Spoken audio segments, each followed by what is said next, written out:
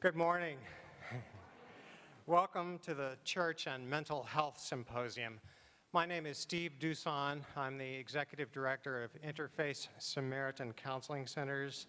On behalf of the task force today, I welcome you and thank you for taking this as something that's important and coming today. Well, we've all felt it, that sinking, helpless feeling when confronted by behavior that we don't understand.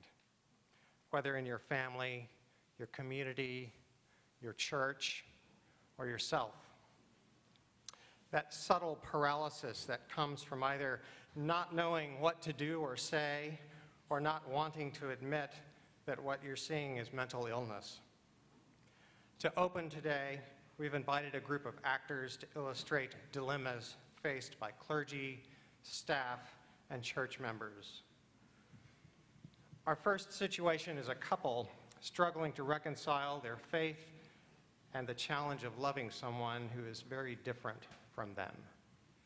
Well, he comes down the aisle, and you could smell him across the room, and he sees us and comes directly to our pew. I didn't look at him. I didn't want to encourage him, but here he comes right next to my wife and sits down. I mean, sits down right next to her like she's his best friend. I don't know, something about that just didn't sit well with me. Get it? Sit well. George, this is not funny. I was very uncomfortable. I know, I'm sorry. We do know him, of course, from our streetwise ministries here at Rockwell Baptist Church, and he's not quite all there, and he was probably hungry. Well, yeah, we know him, but we're not his buddies. I mean, he can't just come up and start talking to us like we're on the same level or something. Well, we don't really know where he's coming from. Maybe he is smarter than us. Oh, right, and that's why he's on the streets. I mean, didn't he tell you his life story when you fed him lunch last week? He said he had family in South Carolina and an ex-wife, and that he used to be a professor at the University of South Carolina, something about biophysics or English literature, I think. And that's probably not even true. I mean, I don't mean to be cruel. I want to help them lead better lives, and I want them to come to Jesus. I just don't know how to talk to them. I mean, I really can't identify with them. I mean, how do people get to this point? Well, what do they want from us? I mean, I just don't know what to do with this guy.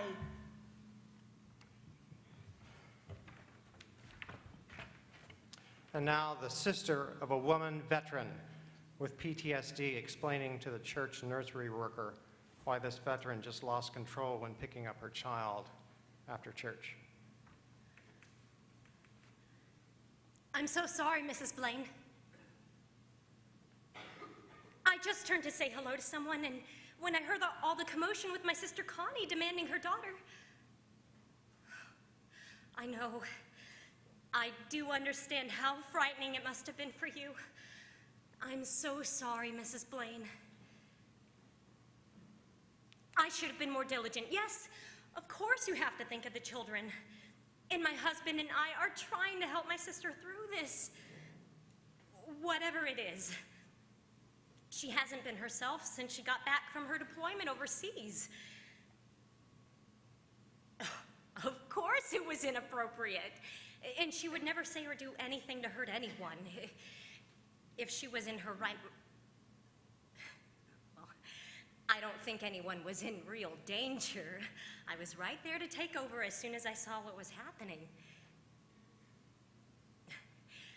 I understand your concern, but surely you can see that Connie just needs help. Oh, no, please don't turn little Maddie away. She needs her friends right now more than ever. We'll make sure that Connie doesn't come near the children's center, but Mrs. Blaine, Maddie is not the problem, and...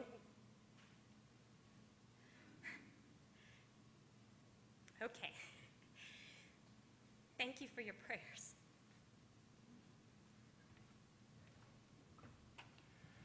And now a teenage girl as she tries to process the suicide of a friend in her youth group.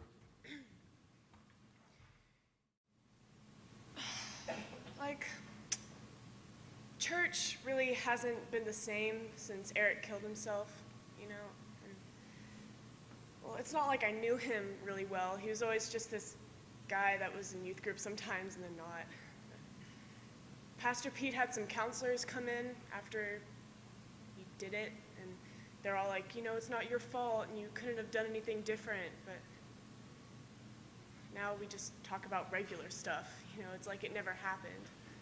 I don't know, it's just weird. You know, no one even talks about it anymore, except for like texting, but that's not really talking. You know, it's been 3 months, and no one even mentions it anymore. It just makes me think no one cared about him. Makes me think no one cares about us. Makes me think no one cares about me.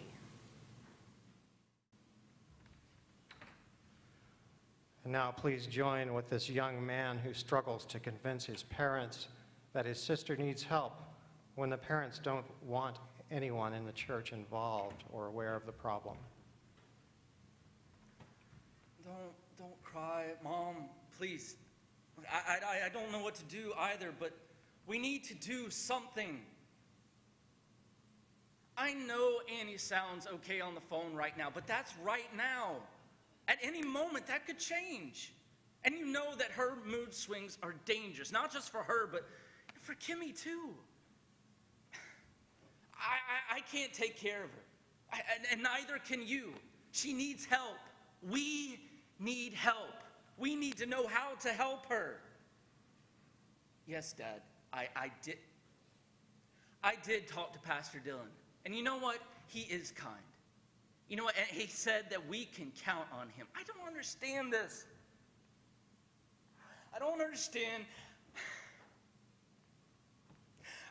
how you can put your family's health in jeopardy simply because you're afraid of what other people might think.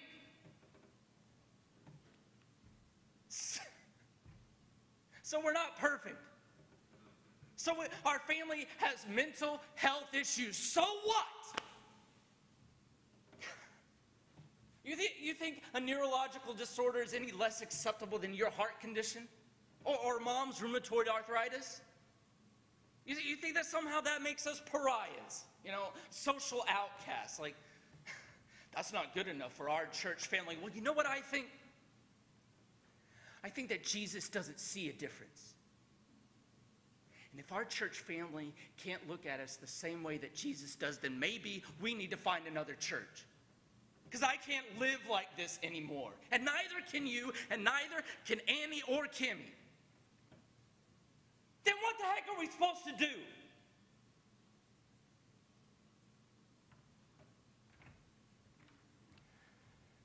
Finally, let's visit a pastor who's feeling the strain of dealing with a troubled member of his church.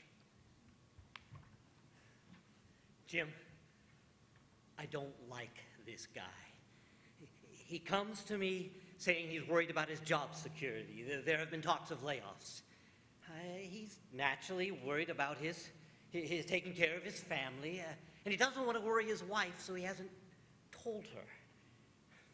I asked him to pray for security and peace and wisdom and trust God. Then I pray for him and he leaves. The next day he's back. His wife is leaving him. What? Yesterday his wife doesn't know anything, and today she's leaving him? I always thought she was a stabilizing force in that family. A good mother and an attentive wife. I know she's real good with her 6th grade girls in Sunday school. Then he's talking about his wife and how she's really just fed up. And he knows he's no good, but he just can't stop. And I get this terrible feeling in the pit of my stomach. I don't know what he's going to say, but I know it can't be good. Then he asks me if I can promise that everything we say in that room is confidential, that I can't share it with anybody. Jim, it took everything that Jesus could give me to stop me from walking out that door. I didn't want to know. I don't want to know. I don't know what to do. Jim, his wife says he's touching their little girl, and the guy's not denying it. I mean, he's a deacon in my church, for heaven's sake. I know he came to me for help. I know he's asking for help. And I know he trusts me to keep his secrets. And I know Jesus loves him, but I do not. I can't breathe. Oh, my stomach. What do I do?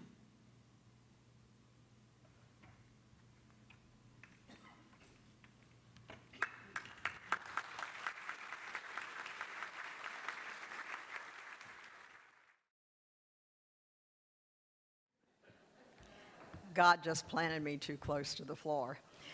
I'm Charlotte Kibler. I have chaired the task force that has put this event together. And I would like very, very much to thank St. Andrew's Church for letting us have the event here and for hosting us and being so kind and so helpful. And especially for Margaret Bremer, who you just heard, who has been absolute gold in helping us do the things that we needed to do to make this happen. I would also like to thank the task force. Would the task force members please stand? Where are you? Stand up.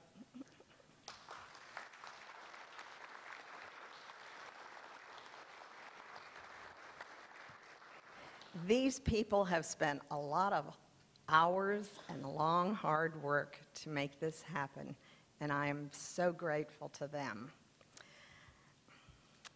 You know, I lived in New York City at one point, and one night when I was going home from the subway, I saw an older woman who was standing over by a wall. Her legs were swollen and dripping, and she seemed to be muttering. And so I went over to her, and I said, "Are you all right? Can I help?" She swung around and let loose with a rage that was unbelievable. I stepped back, and from then on, when I saw her, I walked off to the side and made sure I didn't encounter her again. Isn't this the way that for thousands of years, those with mental illness have been treated? The stigma, the fear, the not wanting to be there and to just pretend it isn't there has been phenomenal.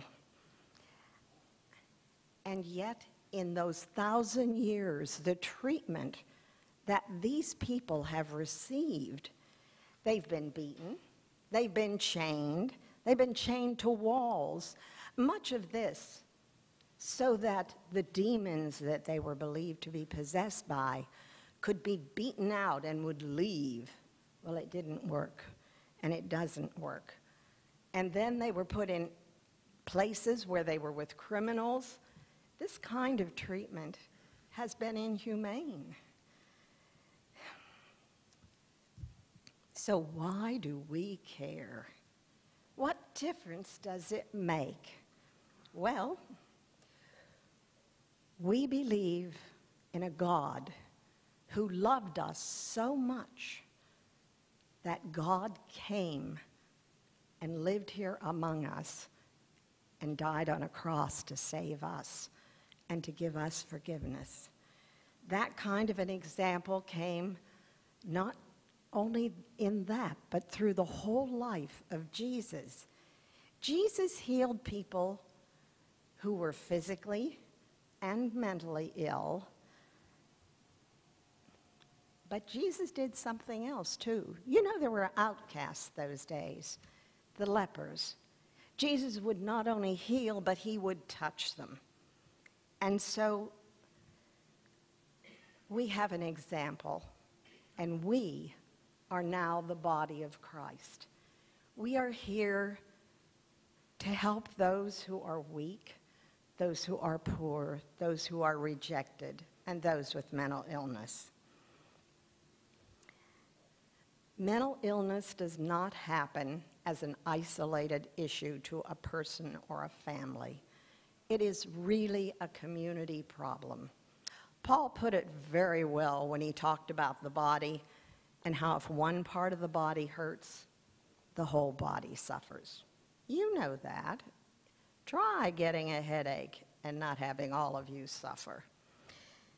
And that's the way it is with our community. So if this is a community problem, then we need a community solution. The churches we come from are communities.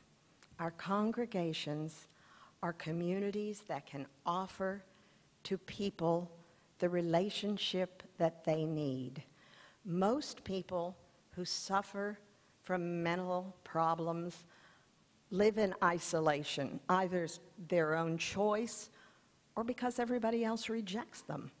But what they need is meaningful community. And God calls us to serve those who need community. Today is our first step in beginning to move that way. Today we will learn about illness. Today we will hear about things people have done and can do.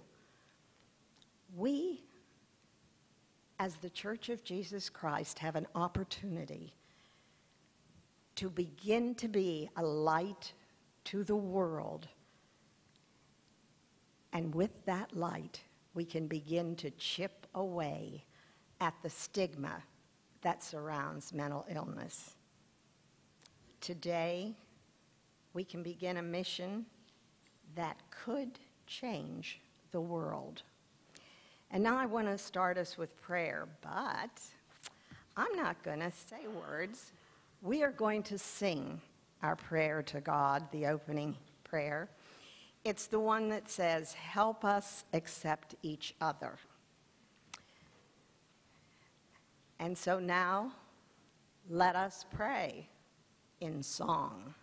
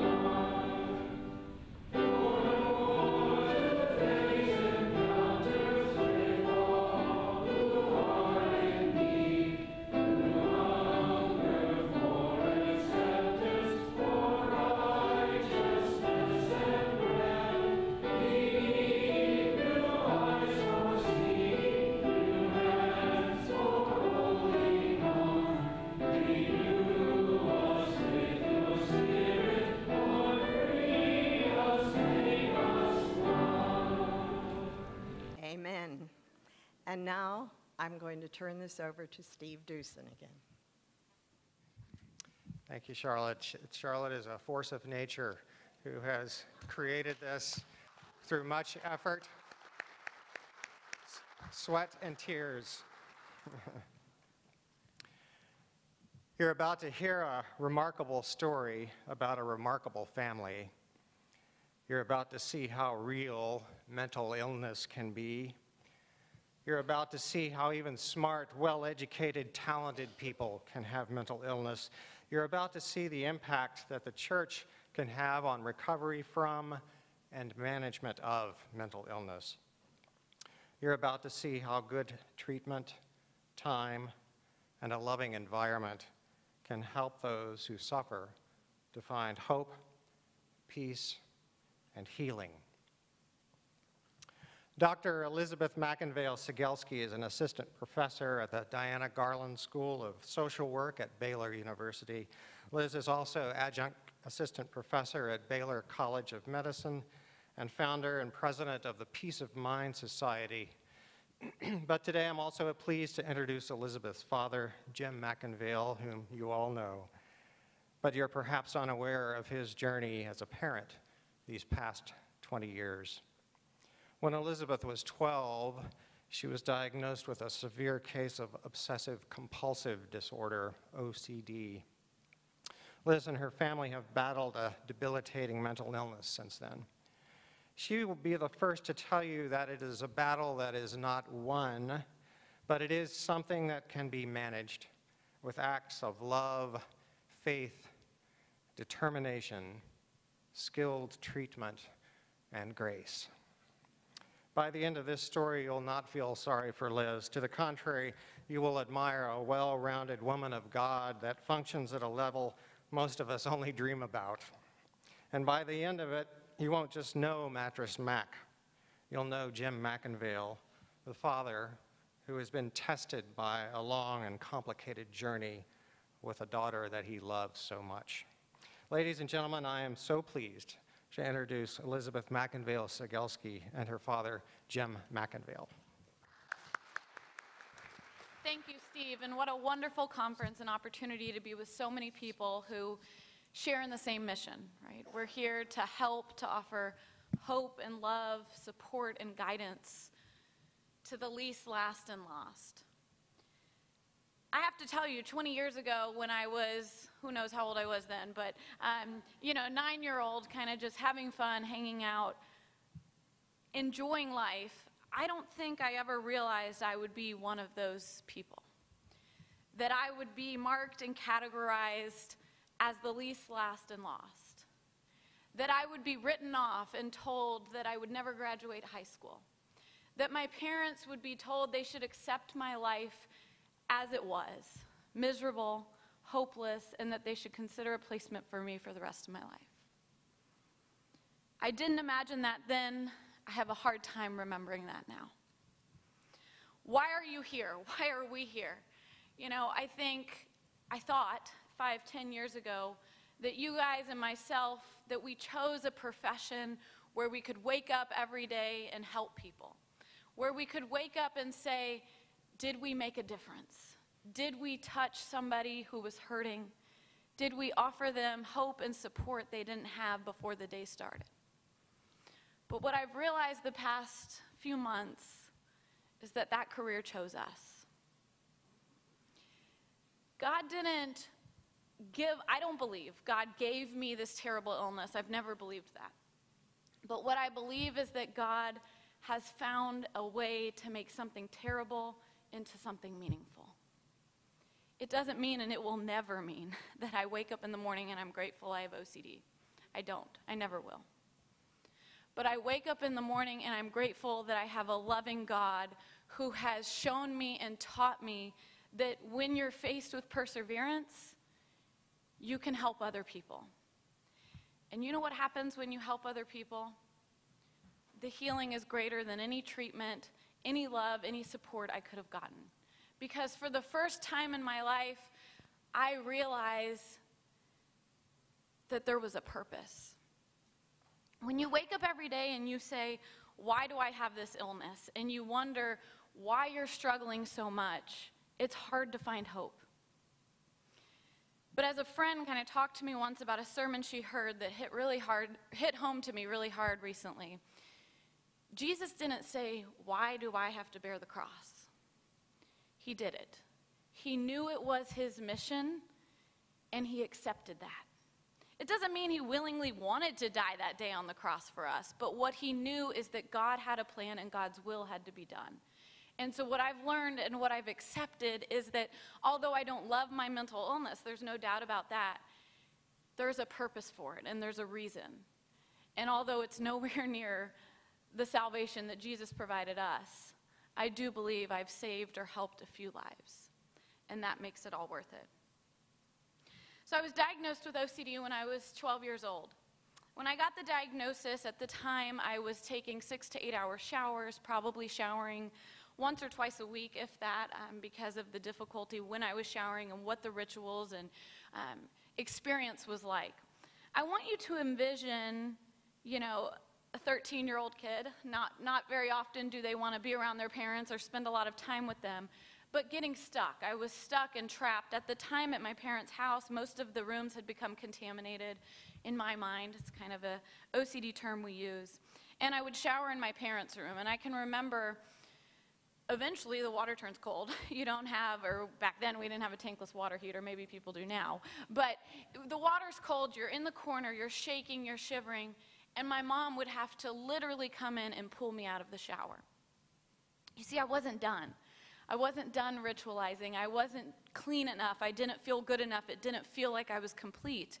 But I also was exhausted, mentally exhausted, physically exhausted, and I was hopeless. But I had faith. I didn't then have the faith I have now. I certainly didn't understand the meaning. I certainly didn't understand why I was going through what I went through. I spent countless nights praying and asking God, why? Why me? Why this suffering? What did I do to deserve this? I think my mom did the same thing. Said, why? What can I do? Can I take that burden from her? And what we had to learn as a family and myself is that I couldn't get rid of this illness. But what I could do is learn how to manage it. With proper treatment and proper care, I could get to a place where it doesn't mean I don't someday say why. I was crying to my mom 3 nights ago when I said to her, she said, we were talking about, my sister said, well, just come to Kentucky and go on vacation. My sister loves horses, and she's in Kentucky a lot. And I said to my mom, I said, he's laughing because it's true. If you know her, she just loves it. And so she's in Kentucky with the horses, and I said to my mom, I envy the fact that some people can get up and go. I wish I could get up and go somewhere and for one day, maybe even just 1 hour, not think about my OCD, not think about my life, not worry, not be guilt-ridden and struck and consumed by anxiety. I wish that when people say, take time for yourself, go do something for you, you need it, you deserve it, do they know what that means? If I went and stayed at my parents' have a beautiful place in Austin, and I said to my uncle, well, maybe I should just go there for a little bit and clear my head. He said, Liz, what would happen? If you went to Austin for a week and you weren't working and you weren't busy, what would happen? Those of you that are mental health professionals know what would happen. A week later, I'd be stuck in bed wishing I wasn't alive. I have to have a purpose every day. I don't always want to have a purpose. There's days I wish I didn't have to. I wish I could just relax and enjoy, and it doesn't mean I haven't learned to be able to sit and feel the sunshine and be grateful for it. I have. But it also doesn't mean I can get rid of my mental illness, which is still a part of my life and in my mind every moment of every day. My dad's sister, my Aunt Julia, when I was probably about 14, gave me a small cross, and on that cross it had Proverbs 3:5. Trust in the Lord with all your heart and lean not on your own understanding. Became the most influential quote in my life, and it still is to this day. Because you know what? When things don't make sense and I'm more confused than I ever have, I can take that scripture and know sometimes it's okay to not have an understanding of what you're going through. But if you put your trust in God, He'll figure it out. I've learned that. I've learned that God will figure it out. We spent the first 2 to 3 years searching and hoping. We lived right here in Houston. My parents had wonderful connections, and we continued to face roadblocks and dead ends. We were told time after time again that my treatment would not be successful, that there wasn't available treatment for my OCD, and that there really wasn't much people could do. Thank goodness I have parents who are sellers, not buyers. He'll try to sell you something later. But they continued to say, they didn't buy that, right? They didn't buy the fact that there's not help for our daughter. They didn't buy the fact that this is how her life's going to be. They knew there was a chance, and they knew there was hope, and they kept searching, something I'm grateful for every day. 3 years later, we found the Menninger Clinic. At the time, many of you might know of Menninger now in Houston, but at the time, Menninger was in Topeka, Kansas. I would be amiss to paint that picture of me going to Menninger as some glorious, beautiful day of the beginning of my path to recovery. Instead, it was a day where we had a Navy SEAL sitting at my house who helped capture and involuntarily take me to the treatment center that I resisted so much. I didn't resist Menninger because I didn't want treatment and I didn't want to get better. I resisted Menninger because every treatment I had tried failed. I didn't believe in you guys. I didn't believe in helping professionals. I didn't believe there was help available to where I could be where I am today. What also scared me was that my mom made a promise to me. My mom doesn't ever back out of her promises, but when her promise to me was, Liz, I promise that as soon as you're well, you'll get to come home. I know that was a promise meant for hope, but instead for me, I figured I was never leaving there. But something happened. I spent 90 days at Menninger, and my life was completely changed. 90 days later, when I was leaving that treatment center in Topeka, I cried just as hard as that day I came. This time I wasn't crying because I felt like I could never imagine having a dream again. It wasn't because I felt like I was lost and I was alone and I had no will to live. Instead, I was crying because I was leaving people who had become my family, who had become people who I will hold on a pedestal higher than any other. Every time I get a voicemail or an email from Dr. Bjorgvinsson or any of my Menninger staff, or even my current therapist, Konstantina, who I still see, there's something about them telling you that they're proud of you that makes you say, wow, I'm really doing something good. But what I'm proud of is I'm proud of them. I'm proud that they chose a profession where they didn't believe that the least, last, and lost should be forgotten. Instead, they believed that they could be saved. And it didn't mean that I didn't have people who tried to go about it the wrong way. It doesn't mean that when we're a faith community, right? I'm a part of Baylor now, which is a wonderful institution where I have the opportunity to practice professional clinical social work with an integration of faith, something I really wasn't super aware of before I started my career there. But it doesn't mean we always get it right. How many of you have sat with a client and the only feedback you can give is, let's pray about it, or you should pray about it? And I'm not being critical, I'm not saying that's right, that's wrong, but there's effective, evidence-based treatments that we know work. Doesn't mean faith can't be integrated.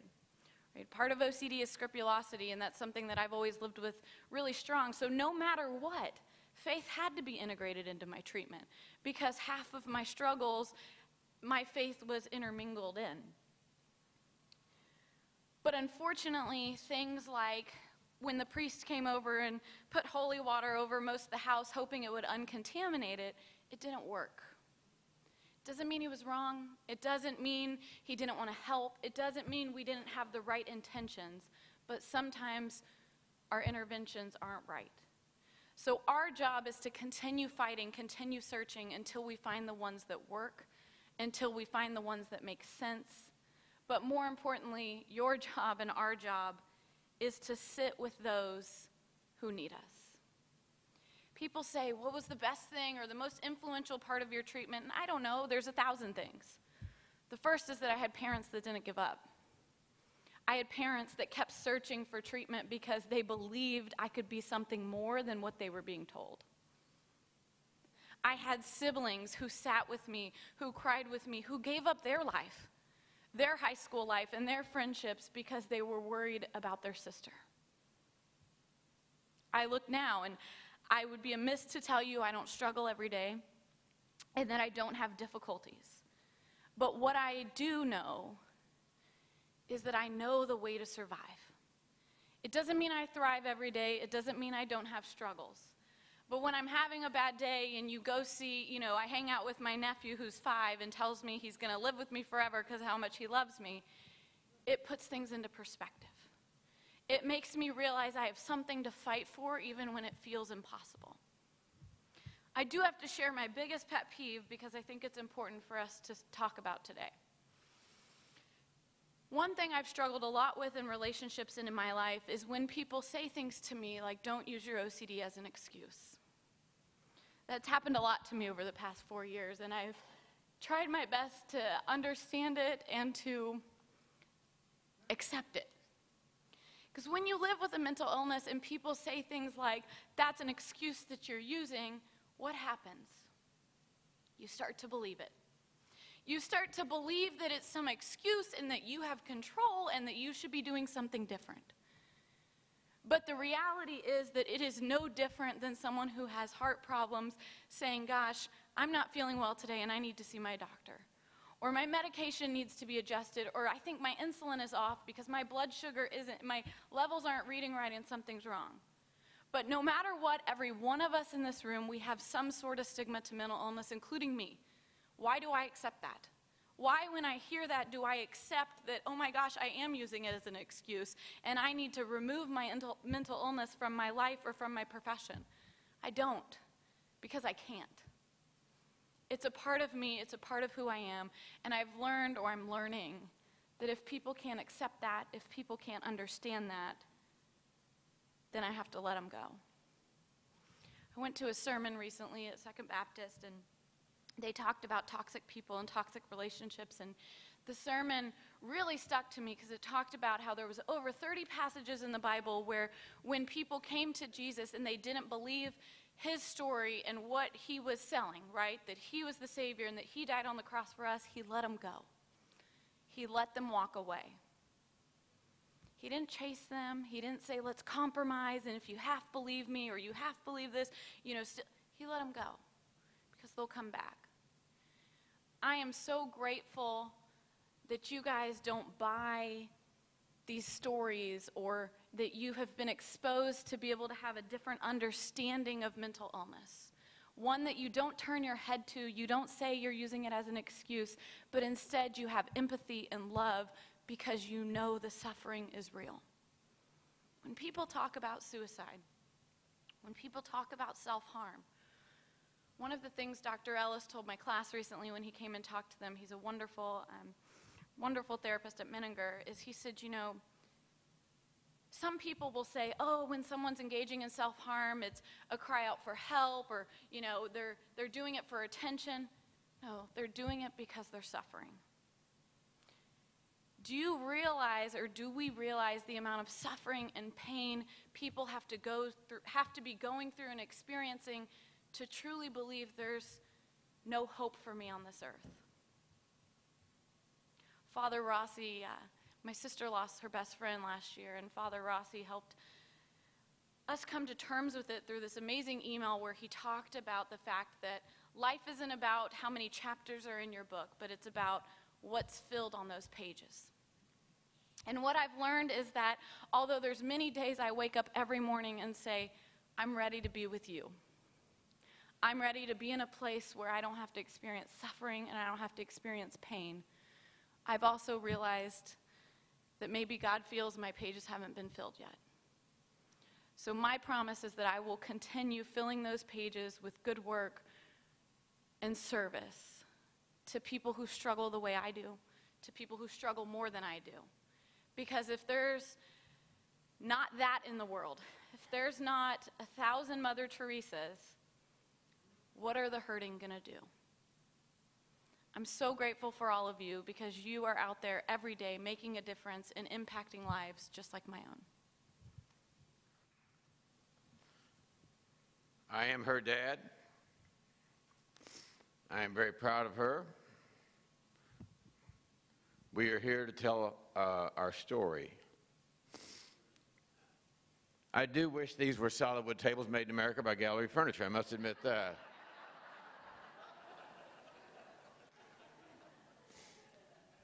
I think Charlotte said that many years, decades, centuries ago, the mentally ill were criminals.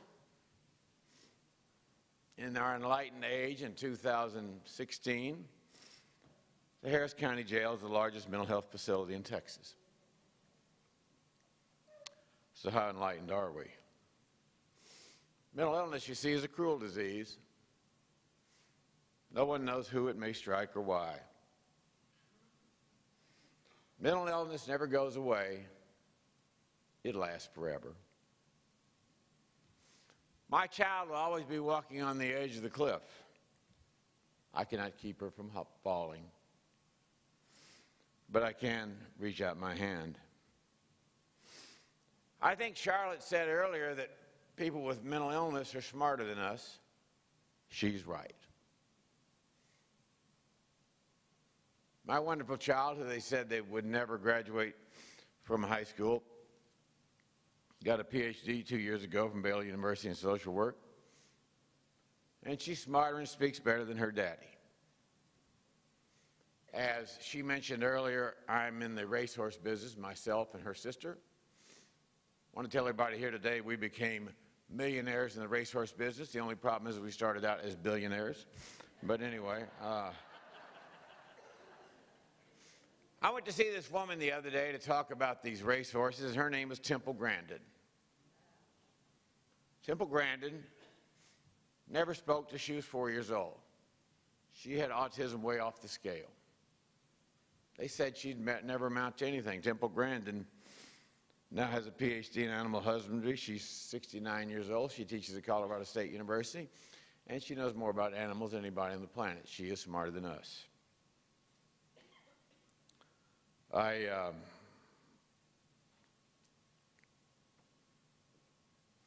had better go on now to the script she wrote me, otherwise I will be in trouble. Liz taught me to talk about the importance of having the church as the backbone of the community. And I read a lot of business people, and one of the business guys I really admire is a guy named Clayton Christensen. He is a PhD in business at Harvard University, and he wrote one of the most famous business books of all time called Disruptive Innovation. He's also a very devout Mormon. Thought I'd read this to you. He said, "Some time ago I had a conversation with a Marxist communist from China. He had been invited to Harvard for a 2-year Fulbright fellowship in Boston. And so before the day before he was to fly back to China, Clayton Christensen invited him to his home, and they had dinner and with his wife and family. And he asked this Marxist communist from China if he learned anything that was surprising or unexpected during his visit to the United States. Without any hesitation, the Marxist communist said yes. He said, "I had no idea how critical religion is to the functioning of democracy." He said the reason why democracy works is not because government was designed to oversee what everybody does, but rather democracy works because most people, most of the time, voluntarily choose to obey the law. He went on to say in the past, most Americans attended a church or synagogue every week, and they were taught there by people, pastors they respected. The Marxist communist went on to say that Americans follow the rules because they have come to believe that they weren't just accountable to society, they were accountable to God. The Chinese friend heightened a vague but nagging concern Clayton Christian said that I've harbored inside. That as religion loses its influence over the lives of Americans, what will happen to our democracy? Where are the institutions that are going to teach the next generation of Americans that they too need to voluntarily obey the law? Because if you take away religion, you can't have enough police. Our job is to be hope for the hopeless. Our job is to embrace the mentally ill. Our job is to realize that they go through things that you and I never thought about. It was blood-curdling when this child was 13 years old. Her mother lived with her upstairs for 2 years trying to comfort her. And she would scream every night, "God, I wish I was dead. What did I do to deserve this?" And when she'd beg her beloved mother and sister for hours upon hours every night to kill her, it was hell on earth. Because you see, when one person has a mental illness in the family, everybody has a mental illness. And I'll never forget one day, Liz and her mother and her sister were on Lake Travis boating, and Liz was driving the boat, and it was dusk, and Liz ran the boat up on a sandbank, and they got stuck on the sandbank for several hours, and finally they got the boat unstuck and drove it back into the dock. And her mother said, "You know, Liz, that's very, very dangerous. We could have been killed out there, drowned." And Liz said to her mother, she said, "Mom, I'm not afraid to die because I know being with God would be so much better than what I go through here every day." And so what are we going to do? The church is the backbone of society. The church welcomes the mentally ill. The church says, "You're different, that's okay." And I'm also here today to say thank you to all the wonderful pastors who everybody they see is in a stressful situation. How often do we nurture those pastors? And these actors up here today were so wonderful, the one about the pastor counseling with his church member. They need our support as well.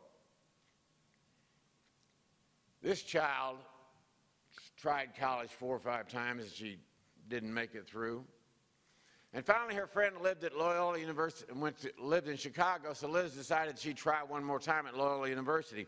And she went up there, and her teacher, she enrolled in social work because Liz had learned by then that work was life's greatest therapy. By helping other people with mental illness, she could help herself, so she wanted to be a social worker. And her first teacher was very instrumental, and Liz asked her teacher how she'd got involved in social work. She said, "You know, well, my parents are from a very wealthy family here in Chicago, and every Thanksgiving and Christmas, we would go to the soup kitchen and feed the homeless." She said, "I always wondered why we had so much and these other people had so little, and I decided to become a social worker." And I went to Loyola University in Chicago. She said, "Throughout my undergraduate years, I would always write to Mother Teresa. And she said, Mother Teresa would always write me back. She said, when I graduated from undergraduate school, I want to take a year off before I got an MSW in social work. And she said, I got on the plane one day and flew to Calcutta, India, and that night I slept on a pallet 4 feet away from Mother Teresa. And she said, I worked with her for 2 years. And she said Mother Teresa had one rule against all medical protocol, that when we helped those sick and dying people, the lepers, the people with AIDS, the people in the streets in Calcutta, nobody could wear a mask or gloves because human beings in their final hours needed that human touch. And nobody ever got sick. She said one day Mother Teresa told her pack a change of underwear, we're going on a trip, and they got on an airplane and flew across the world, and next thing they knew that Liz's teacher and Mother Teresa were walking through St. Peter's Basilica, and there's millions of people there and helicopters and press everywhere, and Mother Teresa's diminutive little woman and Liz's teacher fairly tall. Mother Teresa looked up to her and said, you know, what's all the commotion? What are all these people here for? And Liz's teacher said, Mother Teresa, don't you understand? She said, no, I don't understand. What's the commotion? She says, Mother Teresa, they're here for you. It's about living a life built for others. Clayton Christian has another wonderful article. It says, how will your life measure up? At the end of the day, it's not about how much money you and I have. It's about how much of a difference we make. And so we go on. The takeaways from this wonderful child today who's been through so much in her life is that she is an inspiration to me and her mother and her sister and her brother and her nieces and nephews. She never gives up. She fights that OCD every single day. You and I don't understand because it's a different world. But she's in the fight every day. And she's in the fight helping people. So thank everybody for being here today and for being a voice for the voiceless. Hope for the hopeless. Takeaways. Show empathy and love for those different than us. They're not weird, they're just different. Like Liz McIngvale and Temple Grandin. They just learn in a different way. Number 2, don't get stuck on why do they act that way. They act that way because that's the way they were made. Love them. Love them, don't judge them. And number 3, walk with them to help them find the best way and the best treatment. As you have heard from the beginning, his command is that you walk in love. Monty Williams is a basketball coach at the Oklahoma City Thunder. You may or may not have read the eulogy he did for his wife when his wife was killed by a driver going the wrong way on a one-way street. I highly suggest you read it. He said, the Bible says in Psalm 133, behold, how good and pleasant is it when brothers dwell in unity. God is good, God is love. And we know that God causes all things to work together to those who love God, to those who are called to God according to his purpose. Before Monty Williams finished that eulogy, he said we should all forgive and pray the family of the lady who killed my wife, who was also killed in the car accident. He said she did not get up that day wanting to kill my wife. It happened. We should not forgive, we should not judge, and we should be helpful to those who have mental illness, to those on the street. The good news is people that are advocates for the mentally ill are doing what's important. Monty Williams said as he closed his eulogy, let's not lose sight of what's important. God is important. What Christ did on the cross is important. You and I, changing our point of view and helping the least, last, and lost, and those in our community with mental illness, that is what is important. Thanks very much.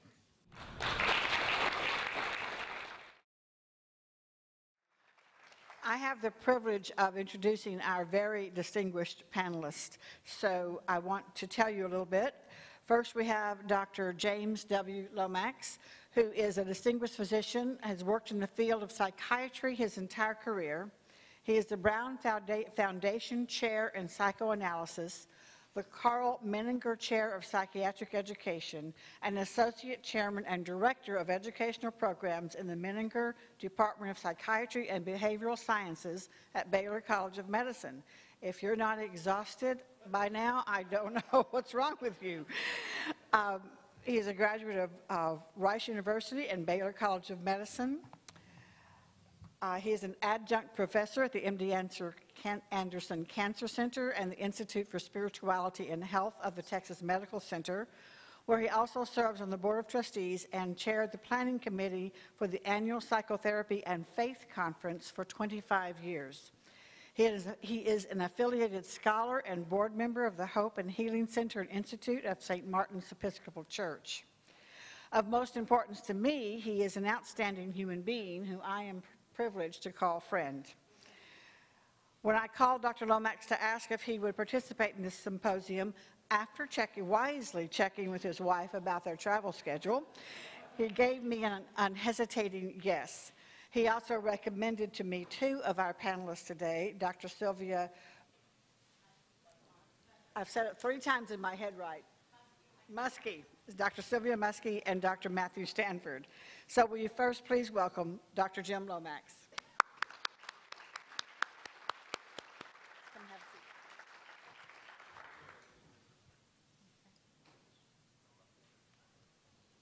Okay. We're thinking on our feet here. Sylvia Muskie, MD, is the medical director of one of the largest, most culturally diverse community health centers in the United States, the Harris Center. You may know it by its former name, the Mental Health and Retardation of Harris County. She provides direction and oversight for the practice of psychiatry within the center. The scope of services includes 6 outpatient clinics that serve adults and children, several school-based clinics that provide services for children, and mental health services inside the Harris County Jail, providing mental health services to adults. She has faculty appointments with the University of Texas Houston Medical School and Baylor College of Medicine. Her interest is in responding to the mental health field's new paradigms and challenges to successfully transform our local mental health system into a recovery model approach. Incorporating and integrating religious and spiritual resources into the care model is pivotal to the transformation of mental health care, and IDD systems. And I had to ask her what IDD means, and it is intellectual and developmental disabilities. So please welcome Dr. Muskie to our panel. Let's stand up, please.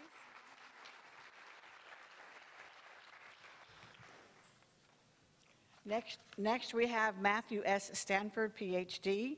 He is the Chief Executive Officer of the Hope and Healing Center. He has served as Professor of Psychology and Neuroscience at Baylor University, Director of the doctoral program there, and is the Executive Director and founder of the Mental Health Grace Alliance. Dr. Stanford holds a doctor's degree in Behavioral Neuroscience from Baylor University and is a Fellow of the Association of Psychological Science. He is the author of over 100 peer-reviewed journal articles and book chapters in psychology, psychiatry, and neuroscience. He has helped many families and individuals affected by mental health challenges and mental illness, recovery, and purposes of life. He is the author of 2 books, Grace for the Afflicted, a clinical and biblical perspective on mental illness, and The Biology of Sin, Grace, Hope, and Healing for those who feel trapped. Please welcome Dr. Stanford to our panel. Dr. Stanford, would you stand up? And last but not least, we have Reverend Dr. Peter Holmes. Dr. Holmes was born in the United Kingdom and holds a PhD from Birmingham University in the UK. His degrees are in ecclesiology, psychology, and therapeutic process. He has combined a career in business and planting communities of faith in Europe. He's an expert in therapeutic community and serves on the board of the Council of Therapeutic Communities in the UK and is a lead reviewer of the Royal College of Psychiatry. He is a fellow of the British Chartered Management Institute. He has published 10 books on a range of subjects and has authored numerous academic papers. He is a member of the Tyndale Fellowship and co-founder with Dr. Susan Williams of the Rafa Journey Movement. Please welcome Reverend Dr. Holmes to our panel. I think you all will agree how very fortunate we are to have such a distinguished panel to share their wisdom with us today. Before we move on, though, I want to tell you, you have little note cards on your tables. So as our panelists speak, they're each going to make a presentation. You can write any questions that come to mind, and they will be picked up after everyone has spoken. And I will pose your questions to the panelists during our Q&A time. So, panelists, will you please take the stage? So the panelists sort of decided we're going to come up one at a time, so we don't have to navigate the panel, the table back there. When Helen told me I was going to be on the presentation today, she didn't tell me I was going to follow Elizabeth and Jim McIngvale. That was. I'll have to warn you for the subjective experience of what's about to take place, that one of my patients, when she was terminating after several years of a very intense, very difficult series of things in our treatment relationship, she told me that I had helped her to appreciate the value of boringness in interpersonal relationships. kind of a compliment. But,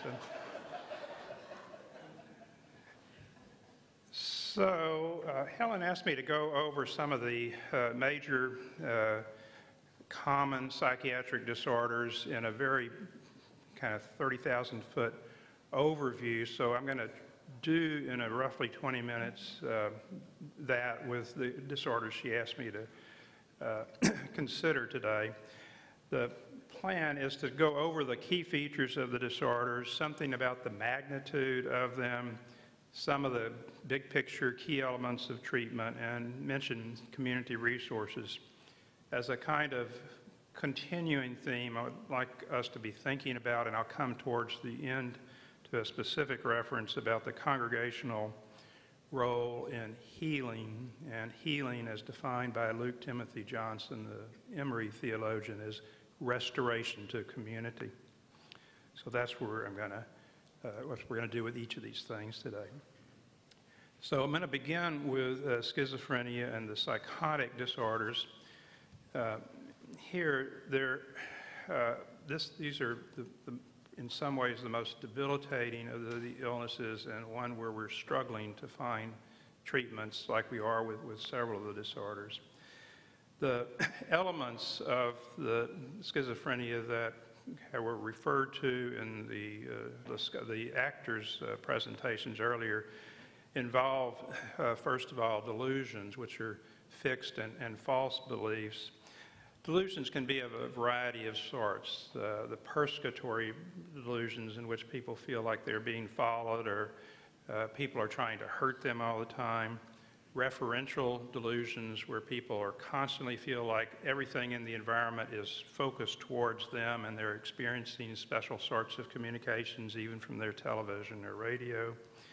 Grandiose delusions, in which the people believe that they have some kind of special power or connectedness, or they're a very special, important person, or related to somehow a very noteworthy person. What's called erotomania, which means that people believe that they have special connectedness often to some sort of public figure who's secretly in love with them and communicating to them about that. Nihilistic delusions, in which there's a kind of experience of nothingness in themselves, in the world, that everything is fake, phony, and there's really nothing. And then somatic delusions, often with rather bizarre ideas about bodily functions and horrific and hideous sounding experiences of parts of their body rotting inside them. People with schizophrenia also characteristically have hallucinations, which refers to an experience of a sensory type without a sensory stimulus for it. So the hallucinations can be of a visual sort, or a auditory side, smells, bodily sensations, generally odd and kind of extremely dissettling. People with schizophrenia generally are, as was referred to in the acting episodes nicely, that have trouble with disorganized speech and thinking. Their speech is so disorganized that it used to be called word salad, which means everything is just one after another that don't connect with anything, the words that come into their mind. And then the negative symptoms, which are some of the most difficult to treat, and only the newer types of antipsychotics, beginning with clozapine, really help those very much. But it has to do with the lack of ideas, lack of speech, and lack of any interest in social contact. So many of the people that you see as homeless are people who just cannot tolerate and then actually have no wish for social contact. And that's why you've seen in the papers in the last few days there are people who don't want to be in a home of any sort. How many people saw A Beautiful Mind? Well, in a lot of ways, that's an absolutely wonderful presentation about the severity of the illness, and that's not all of the person. That he was a Nobel Prize winner. But even when he got the Nobel Prize, there was that image in the background of the people who he thought were trying to get to him and haunt him. a little difficulty in that movie is that to do a movie, you have to show everything as a visual phenomena. So there were the people in the background, not voices. It's just hard to do that technically in movies. So most people with schizophrenia who have hallucinations, they don't have visual hallucinations. That's a pretty small minority of people, but they do have these auditory things which are absolutely hideous and frightening. The lifetime prevalence for schizophrenia is about 0.5% of the population. If you just hear it that way, it doesn't sound like a lot, but if you think about 0.5% of the city of Houston, that's a whole lot of people with this horrible illness. And as was alluded to by Jim McIngvale, the largest treatment facility in almost every city in the United States is the county jail. In Houston, we're very fortunate that Sylvia and her team provides care in that county jail, but that's really a problem of the prioritizations of our society too. The treatment for the psychotic disorders is predominantly and at the base going to be psychopharmacological. It's very rare that people don't need sustained lifelong treatment. You've probably heard of the typical antipsychotics. Haldol would be probably the most commonly used one. And then there are the more recent development of a wide variety of what are called atypical antipsychotics. And that's not a terribly helpful designation, but risperidol is one that is probably the most common. They each have different sorts of things. Also important in the care of people with schizophrenia is the psychoeducational sorts of treatment programs, and they're fundamentally around helping family members and community members to try to not push people with psychotic disorders into relationships or activities that are disorganizing for them.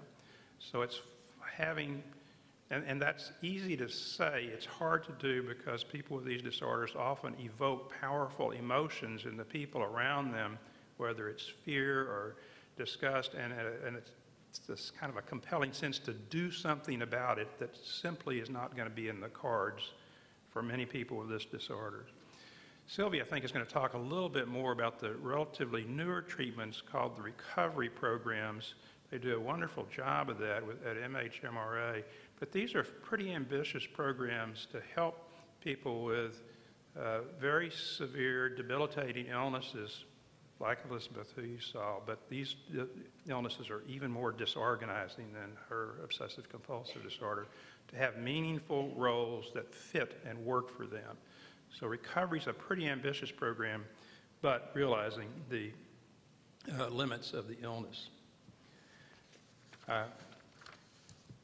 NAMI is the organization which is specifically grew up and to be helpful to people and families with this type of illness. We don't have anybody from NAMI in the waiting area out there, but there are some references in Mental Health America that are also quite valuable. But it's awfully helpful if people in the congregations get to know somebody in NAMI. The bipolar disorders are the next large group of the severe and persistent mental illness. This disorder is diagnosed because of the presence of a manic episode.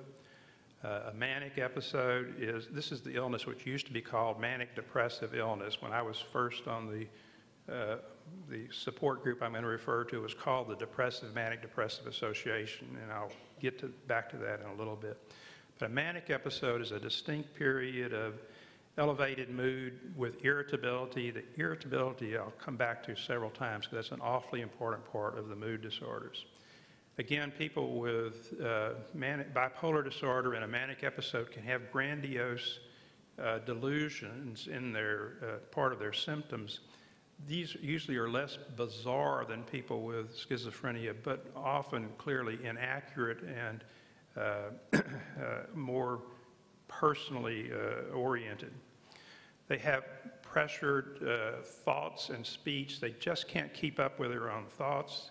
And because of that, they have a distractibility, so it's hard for them to do tasks which they, when they're not having a manic episode, they might be excellent at, but when they're having the episode, they can't function. They tend to be hyperactive, and each of the activities may in itself have some purposefulness, but put together, they generally cannot conduct activities successfully, which they used to be able to do. The manic episode is characterized by risky behavior, driving too fast, having dangerous sexual contact with other people, buying gifts or spending money they don't have, and causing huge financial problems for themselves. One of the both consequences and sometimes cause of a manic episode is decreased sleep. So if a person has a manic episode, is in the midst of one, they don't feel like they need sleep, and if you sleep deprive someone, you can sometimes provoke a manic episode. Unfortunately, if a physician who's going to be on call as an intern doesn't tell us that they have a history of a manic episode, we can sometimes ill-advisedly, and we've unfortunately done this, provoke a manic episode. Bipolar II disorder also, in addition to the manic episodes, does have depressive episodes. Again, these are distinct periods of a lowered and then often irritable mood. The lowered mood or depressed mood is often accompanied by irritability. In this episodes, the person tends to have what are called neurovegetative symptoms, which means they cannot experience pleasure or joy or things that were previously made them happy. Their appetites generally are decreased, and their activity is generally decreased and often very secluded. The ideas of the depressive episodes are negative views of the self, others, and the future. That's the negative cognitive triad of Beck and other sorts of people. So I'm no good, other people hate me, and the future is going to be miserable. Worthlessness and guilt is a characteristic of the depressed episode.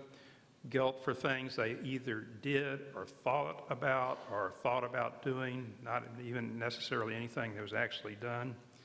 A kind of pathological indecisiveness and a kind of preoccupation with death and suicide.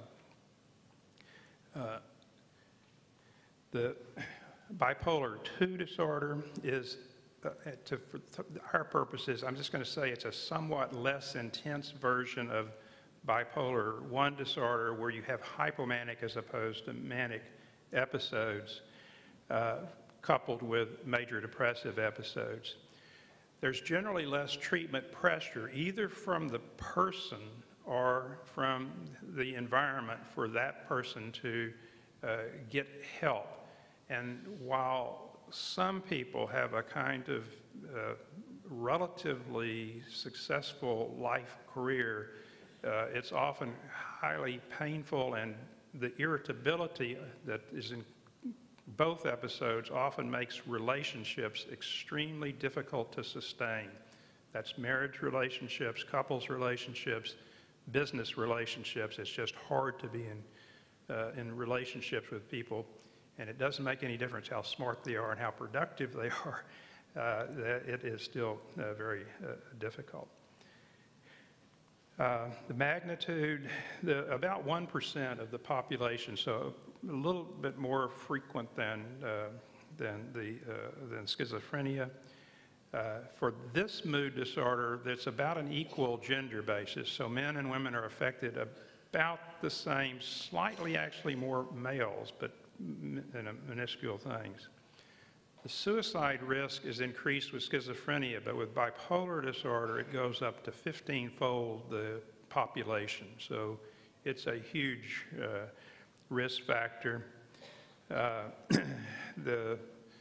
particularly interested in this disorder because that's how I got interested in psychiatry, with my mother's bipolar II disorder and the way that had devastating effects for my father and threatening effects for our family.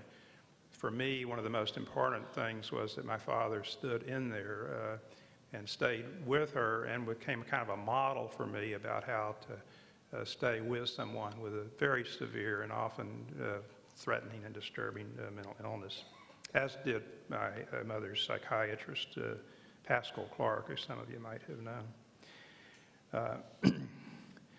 So the suicide, as Elizabeth referred to it being on her mind a lot, this is a big deal for the bipolar and mood disorders, and does cause damage not only to, of course, the individual who completes suicide, but to family members and everyone around them who wonders, what did I miss? Why couldn't I have been more helpful? What went wrong? So you're left with these horrific, difficult questions. So the treatment for bipolar disorder is heavily dependent on what are called mood stabilizers. Lithium was the first one of these and is still the one that has the most help for suicidality, but there are a variety of others. The antipsychotic agents that are treated schizophrenia that we've mentioned before are also helpful for many people with this disorder. Antidepressants are used in the depressed episode, but always with a little bit of anxiety by the treating professions, because they can evoke a manic episode as part of the recovery from depression. So that's a practically very important thing to consider if you have someone with depression who has a family history of bipolar disorder. The psychoeducation is also important. Individual therapy of both cognitive behavioral, psychodynamic, and interpersonal sorts may be helpful. Couples therapy, because of the irritability and how that affects relationships, is often extremely important. The common resources, this is the Depression and Bipolar Support Association. They do have a little table with some handouts there, and this is their website. This group has just been fantastic in its growth and the anti-stigma over the course of my professional life. They've just done wonderful things. The major depressive, the depressive disorders, it's hard to cover this in the short amount of time, but there are 4 of them I want to at least mention. Major depressive episode, persistent depressive episode, which is also used to be called dysthymia, premenstrual dysphoric disorder, which is, again, important because it is a predictor of postpartum depression and the serious, sometimes dangerous behavior for the mother and the infant with postpartum depression, and then also for perimenopausal depression. So women who have significant irritability and depression in the last few days before they start their period, that's a real problem. It is not to be ignored, and it is to be taken seriously in itself and as a predictor of things that might need help. The schizophrenia and bipolar disorder are heavily genetically based. The bipolar disorder is the disorder with the strongest evidence for genetic influences, and if you have a family history of bipolar disorder, you do have a huge increase in likelihood of that in your children. The genetics that we've struggled with are, it's not Mendelian genetics, so it's not the simple sorts of genetics that are present for some diseases.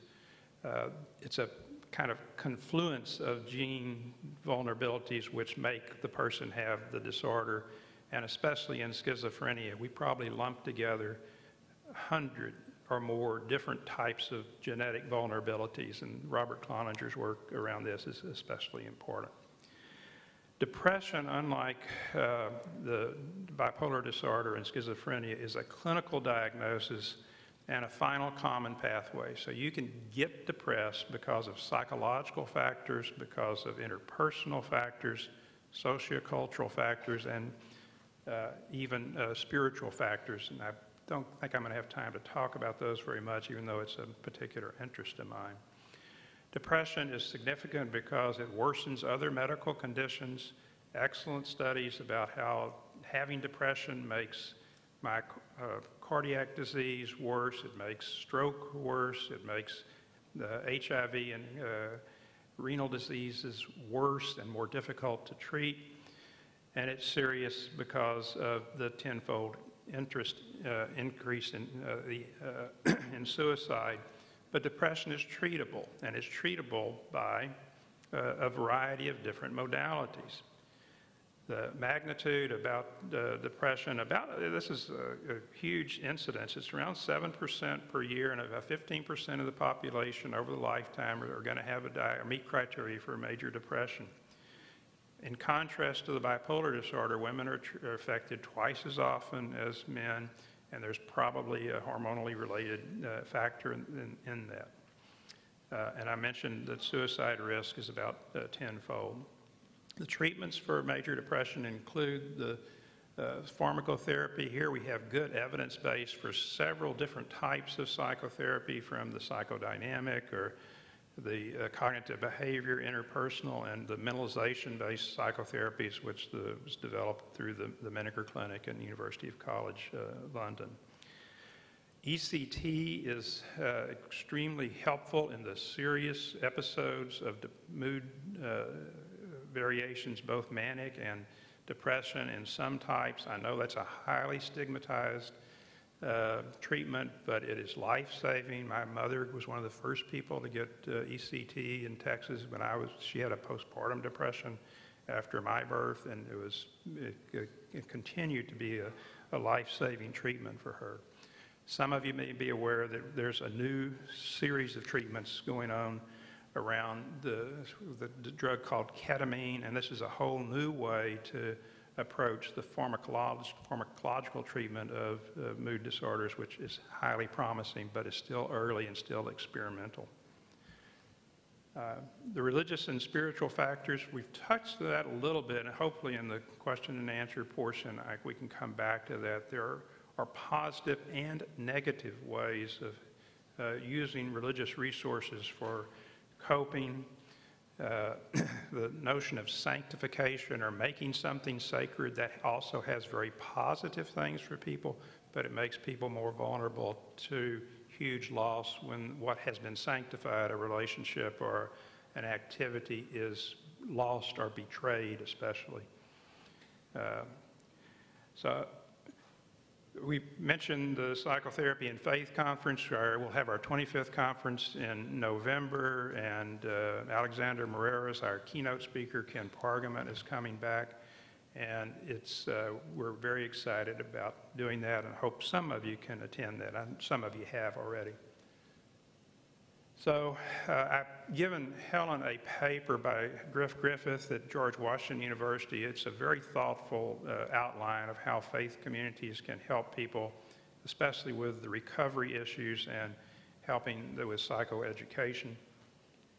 I also gave her this, I think it's an inspirational paper by a Baylor faculty member who talked about what she learned from her depressive illness, and it is a kind of like Elizabeth, it's a way to take something difficult and make something very good of it. These are my consultants, and thank you.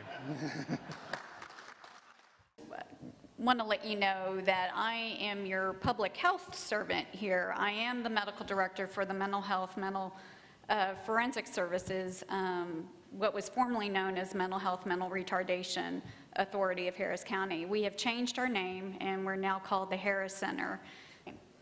So anyway, I was asked to talk about mental health in youth, and I was going to start off with a video, but in the interest of time, I'm just going to start off with the big question, why? Why do children develop mental illness, and why do many end up in the correctional system? And I'm hoping that my brief presentation can shed some light.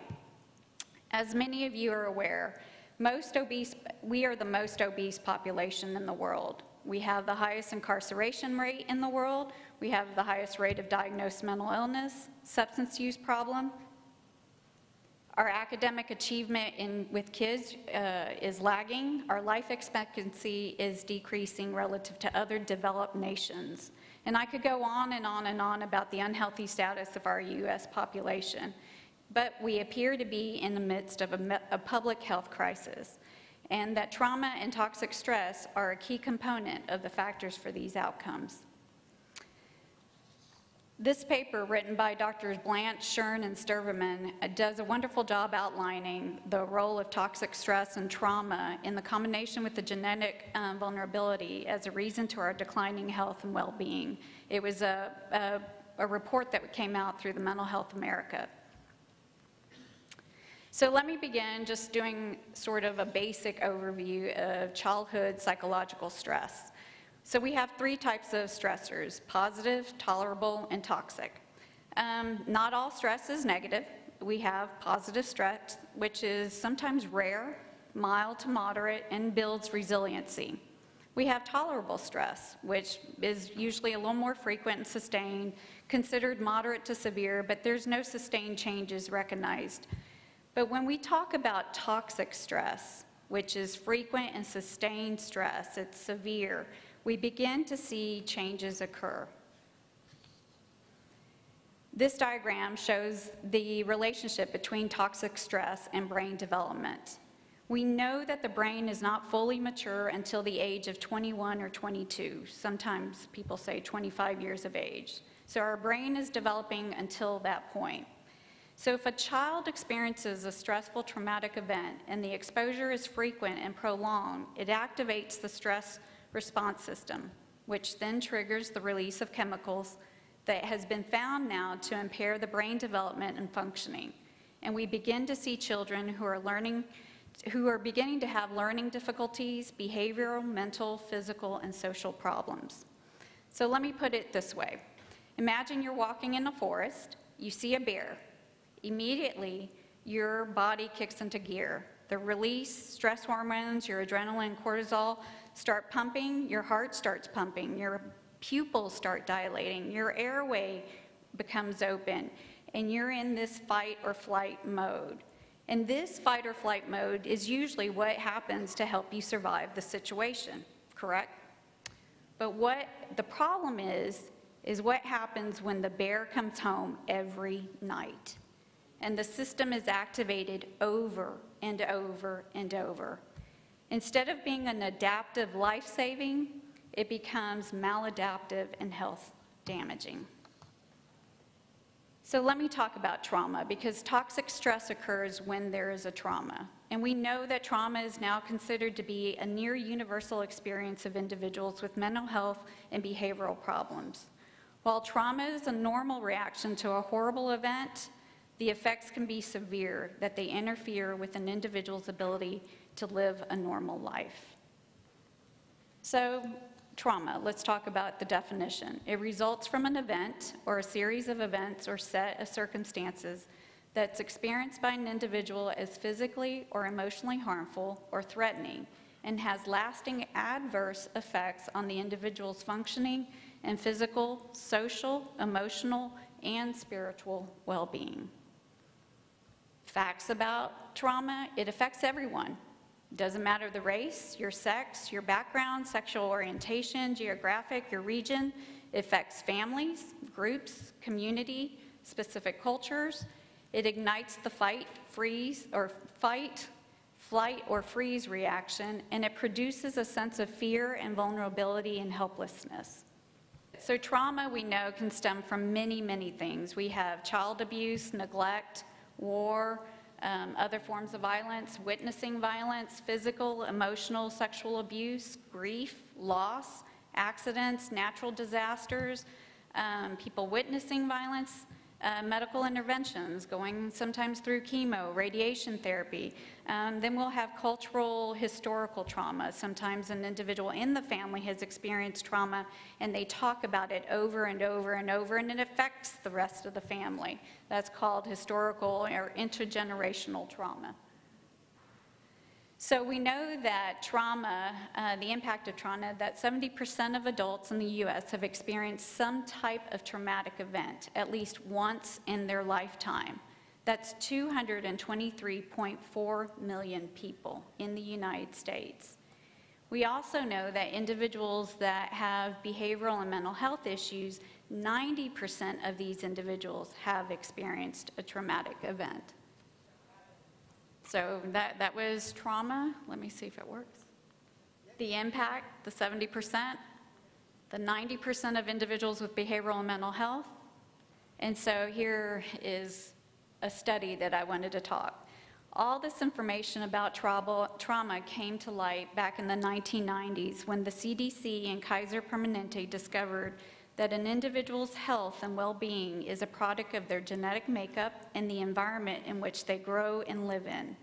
So I'm going to briefly review the study, starting with the ACE study, which stands for Adverse Childhood Experiences. This study surveyed 17,337 Kaiser HMO members. They asked them about childhood trauma or adverse childhood experiences. They surveyed, the majority, 70% of these individuals were Caucasian, the age was 57, and 76% had attended college, and all reported having good jobs and good health. And this is what the study showed. And there were 10 categories, and they were broken up into abuse, neglect, and household dysfunction.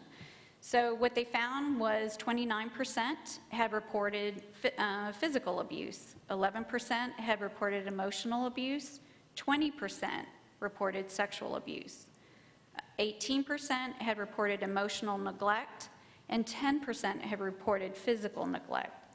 Now, they had these categories called household dysfunction, and it stemmed from someone in the household who had a substance abuse problem, someone who had a mental illness, someone who had been incarcerated, someone who had witnessed their mother being treated violently, and divorce. And those are the percentages that they found in each of those categories. What they also found in this study is that 70%, as mentioned, had experienced an adverse childhood event, and that 40% had reported 2 or more adverse child events. So what came out of it? What was the impact to having an adverse child event? Well, they said the higher the number of the ACE scores, the more likely you were to engage into high-risk behaviors, such as lack of physical activity, smoking, alcoholism, drug use, missed work, and that this led more likely to increase the risk for negative health outcomes, such as obesity, diabetes, heart disease, suicide, sexually transmitted disease, cancer, COPD. And as you can see, many of those illnesses are the leading cause of death in the United States. So I talked about high-risk behavior, substance abuse, self-harm, isolation, and aggression. There's a movement to call, instead of calling it high-risk behavior, adaptations, understanding that these are individuals, trauma survivors who have adapted to unhealthy living styles, but they're adaptations. So that's what this slide's just pointing out. So this is sort of what the final picture of what the studies show. The slide puts it all together. It makes you understand how the exposure to early childhood experiences affects the developing brains of the children and their bodies, and that exposure leads to a disruption in the brain development that can lead to social, emotional, and cognitive impairment, that leads to engaging into high-risk behavior, that leads to disease, and then to early death. So it just puts it all together. Just another slide that shows all the health-related risks with adverse child exposure or signs of toxic stress. And this slide, although the exposure to toxic stress and trauma is universal, not everyone exposed is as adversely affected. But the study did show that even if you were exposed to an adverse event, but you did not engage into sexual or into high-risk behaviors, that you still had a higher risk of developing heart disease and cancer. So it does show how the continuous stress and the development in the brain and the body, how ultimately we might see the effects later on in life. So this is basically to show how healthcare is becoming more aware of these experiences, and we need to begin to ask, but it's important that we phrase asking these individuals what has happened to you, not what is wrong, and to focus on what their strengths are versus what their negative issues are. This is the first step to helping someone enter into recovery for their mental illness and overall well-being. So recovery, it is possible. We've seen it. We heard Elizabeth, and it is possible. That is one thing that we all need to understand. I like to use the definition that Dr. Bill Anthony, who's the psychiatric rehab guru, and he says, recovery is a way of living a satisfying, hopeful, and contributing life, even with the limitations caused by the illness. It involves the development of new meaning and purpose in one's life as one grows beyond the catastrophic effects of mental illness. So next steps. I highly encourage everyone in this room to take a mental health first aid course. We have a booth out there for those that might be interested in taking it. Let me just tell you a little bit about mental health first aid. It's like CPR. It helps assist you in addressing, managing individuals who might be in a mental health crisis or not in a mental health crisis. The course helps you learn risk factors, warning signs for mental health, addiction concerns, and strategies on how to help someone in crisis or not in crisis. One of the practical things that you will get out of the mental health first aid that I will share with you, because if anything, hopefully you can take this home and utilize it immediately. It's the first aid action plan, ALGE. A, when you meet someone, you will always need to assess if this individual is at risk for suicide or harm. L, listen non-judgmentally. Very important. G, give reassurance and information. E, encourage appropriate professional help. E, encourage self-help and other supportive strategies. Self-help and supportive strategies, this is where the faith-based community comes in. It's a key component in helping an individual build resiliency at any age. We have to remember that our brain is a social organ, and you guys are part of the social community and the healing community. These are things that I know I'm preaching to the choir about positive attributes, physical activity, encouraging these individuals to do these things. But I think the main thing that I'd like to drive home is to remind everyone in this room, the biggest thing anybody could do is give agape love, that unconditional love. Don't give up. It can get frustrating. It can drain you. You will have to take breaks.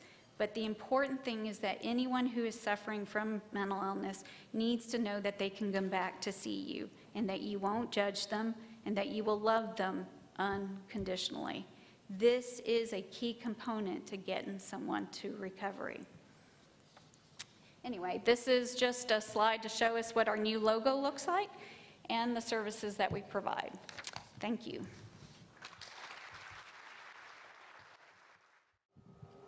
Good morning, I'm Matt Stanford. I have chosen not to do PowerPoint for any number of reasons. Jim asked me, when he asked me to do the symposium, he asked me to talk about two things, and then of course gave me 15 minutes. So whenever you give a college professor 15 minutes, that's not a good thing. So this is toxic trauma for me, which I have to do. So I'm the CEO of the Hope and Healing Center, and I'll talk about that a little bit as I go through. But the two things I'm going to talk about today are some work that we've been doing and I've been doing over the last, say, about 12 to 15 years on looking at how the mentally ill interact with the local church, how to better equip therapists to deal with spirituality and religion in the therapeutic environment, and then also a broader initiative that the Hope and Healing Center and Institute are doing with the Miniger Clinic and Memorial Hermann to better equip our faith communities. So I'll start with this. Most of my work and pretty much my life at this point is driven by a statistic that I came across at this point probably over 20 years ago, and that is people that are in psychological distress are more likely to see a clergy first before they see a mental health care provider or a physician. And what's interesting about that is, a lot of times people kind of push that off and say, well, we're a very religious society. That statistic is actually not just for religious subgroups within the population, it's for even people who don't believe in God or aren't involved in faith communities. Americans, in general, are more likely to see a clergy when they're in psychological distress first before a mental health care provider or a physician. It's an access issue. It's very easy to get in. You can show up here, someone will be here, someone will talk to you. And I became very interested in that because we have a mental health crisis among us right now. A majority of people with mental health problems, these terrible disorders that Jim and Sylvia have talked to you about and that we deal with every day with our clients, a majority of people with these illnesses receive no treatment in a given year. So it's 60% of people with a serious mental illness receive no treatment in a given year. That's pretty shocking in the United States.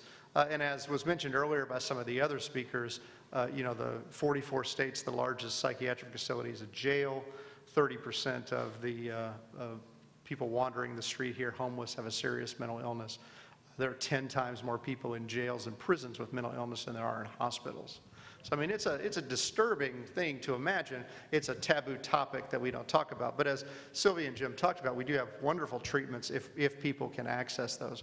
So the statistic that I just said about people going to clergy first, the question, you know, for psychologists like myself have been, well, then we'll call that the gatekeeper model, which means that individuals will go to a clergy, they'll show up here for whoever the pastor is here, they'll see him or her, and that person will then, with no training or awareness, recognize that this is a mental health problem and then make a referral to the proper type of mental health care provider. And that's called the gatekeeper model, and I could probably stack papers 3 feet high on this podium up here of people who've written about this wonderful model that absolutely doesn't work because no one ever told the pastors that they're part of it. And so, you know, a majority of pastors do not refer. They don't know that they should refer, and they wouldn't know who to refer to if they had to. Now, if you walked in the office with a gash in your arm, they might know what to do. If you walk in the office and you say, well, you know, my wife is spending all of our money and I don't really understand what the problem is, or we're not getting along very well, you know, you might not recognize that as undiagnosed bipolar disorder. And so that's a problem. So we began to look at, I became very interested in what happens when people show up at faith communities with these mental health problems. And unfortunately what we found is that, you know, about 30 to 40% of those are very negative interactions where the faith community tells the individual that what their problem is spiritual. They don't recognize it as a mental health problem. And then they take a spiritual approach to that, meaning that they tell the person, what's wrong with you is you have weak faith, personal sin, or the demonic. I believe in weak faith, I believe in personal sin, and I believe in the demonic, but that doesn't cause schizophrenia. And so the thing is that, you know, people take more of a spiritual approach. That's about 30 to 40%. The majority just don't know what to do. They just offer some immediate comfort, and then kind of like, well, that's about the best I have. I don't really have that. And so they just really don't feel, I just gave a talk yesterday at a suicide conference over at Houston Baptist University and showed some data from youth pastors where, you know, over 80% of youth pastors are saying they personally are working with congregant children, adolescents that have depression, yet, you know, over 80% of them say they don't feel qualified to even work with these individuals. And so they're working with them, but they don't know what to do. So what we're trying to do is we're trying to get a better sense of how to equip faith communities. Another aspect of this is people are very interested in spirituality and faith in their therapy. As Sylvia and Jim have mentioned, and many of you know, when people come into a therapeutic environment, they're very interested in discussing where is God in all of this, how is my faith to be incorporated in all of this. And what you find with most therapists, unfortunately, is that they've been trained that that's not something that you're supposed to talk about with your client. That's wrong. You are able to talk about that, but I was involved in clinical training for a long time, and most students think that you're not supposed to talk about that because somehow that will be your own faith will get in there and mess everything up, and that's not really the issue. But unfortunately what happens is most therapists will ignore that, or they will say, well, you need to talk to your faith leader about that, and then that will be the end of that. And I used to think that was kind of okay if you kind of had this Pastor Joe off in the background somewhere that you could refer people to. But then I started getting, I had a student ask me a question that said, does it matter what the church teaches them about God and their mental health outcome? And I thought that was a pretty profound question because I never thought about that. And so we began looking at some work that had been done by a Baylor sociology department. They did a national survey of religion. They do it every few years. It's kind of a snapshot of religion. And they found that individuals, regardless of their faith tradition, tend to see or image God along 2 dimensions. And one dimension, if you'll imagine a dimension of engagement, where God is either very engaged in your life or he's not engaged in your life. So this is a dimension of engagement. And the other is a dimension of a judgment. So he either judges you very harshly on one end, and on the other end, he might have ideas for your life, but he doesn't judge you if you mess up. But it's these two dimensions. And actually, we began to look at that clinically to see what happens. And so one of the first things we found is that individuals, it's the engagement dimension is particularly interesting. The more you feel God is engaged, the more mentally kind of protective it is. The more you feel God is judging you, the more anxiety issues you have. And began to look at these things together. We found that indeed for engagement, the more engaged you feel God is in your life, the more self-efficacy you have, meaning the more likely you feel you can change or that there can be a better day for you. In the context of, for instance, what Sylvia talked about, recovery, very important for a person to have hope that they can. Hope is the fuel of recovery. If you have no hope that you can get better, you won't be able to recover.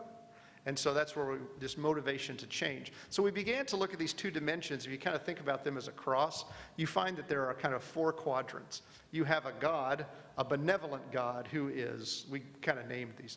One is he's very engaged, but he's not real judgmental. That's the benevolent God. You have the very engaged God who's very judgmental. That's the authoritarian God. Okay, that's Zeus. You mess up and he whacks you, but he's real involved. He's watching you every minute. On the lower end of involvement, where they're not really involved, you have the distant God. He's uninvolved in your life at all, and he really could care less if you mess up. He won't judge you at all. He's like kind of the God of deism, if you know what deism is. Kind of wound the clock up and then he went off somewhere. And then you have the critical God, and that's the God who isn't really involved in your daily life, but he does notice every time you mess up and judge you, okay?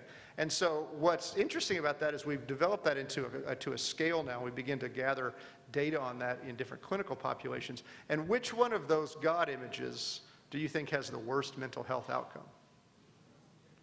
The critical God is the one. And what's very interesting is in these pathological populations where individuals are in distress, for instance, individuals in psychiatric outpatient treatment, individuals that have been arrested are now in a treatment court, individuals that have recently been incarcerated, these populations where people are in distress at the moment, the largest God image you always find is a critical God. Because they begin to ask themselves questions like, am I being punished? And what we find is when individuals hold to a critical God image, they have higher levels of depression, anxiety, they have greater negative emotions, fewer positive emotions, and ultimately their mental health outcomes are much worse. Mental health outcomes are best for the benevolent God, but only slightly better than the authoritarian God.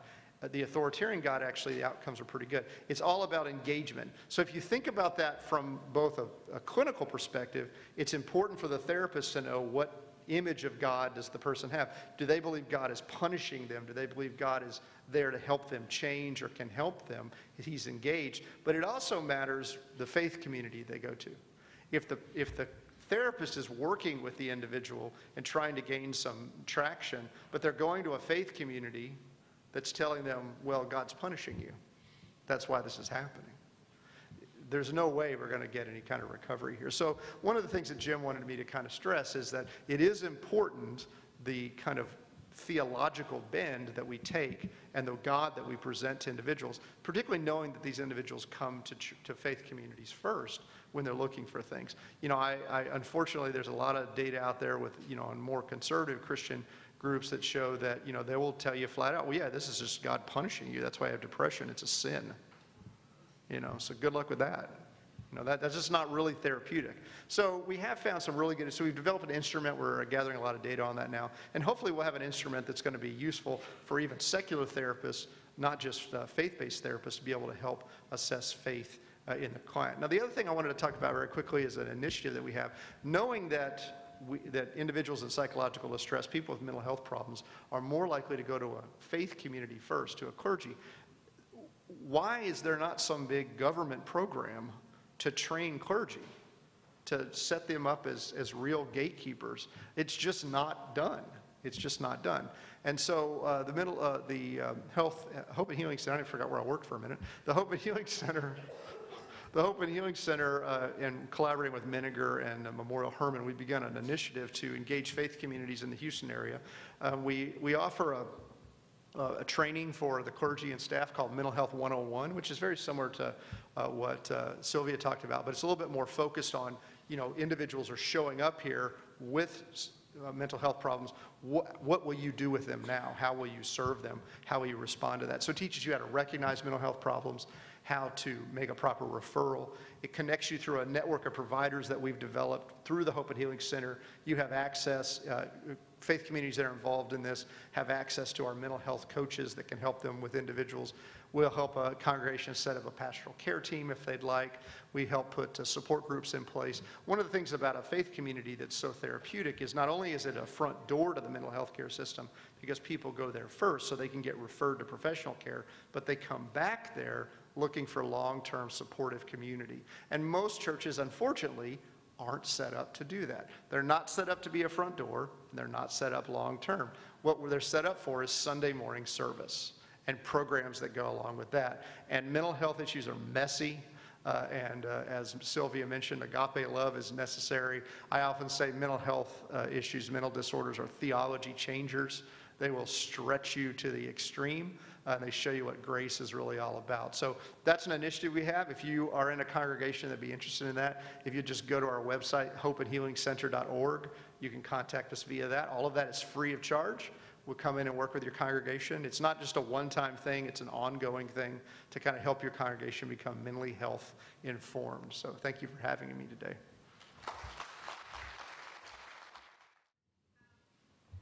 It was 1945. The war in Europe was beginning to wind down, and there were thousands, tens of thousands of troops returning to Britain. And there was a psychiatrist, Dr. Tom Main, who was working at Northfield Hospital. He had around 2,000 men and women sleeping on mattresses and cots in rooms that were cleared in this hospital, just one after another in rows. He had no idea about post-traumatic stress. He had no psychotropic medicines. He had no knowledge of the trauma that these men and women were carrying. So he did what he thought was best, and he told them to get into groups of between 8 and 12.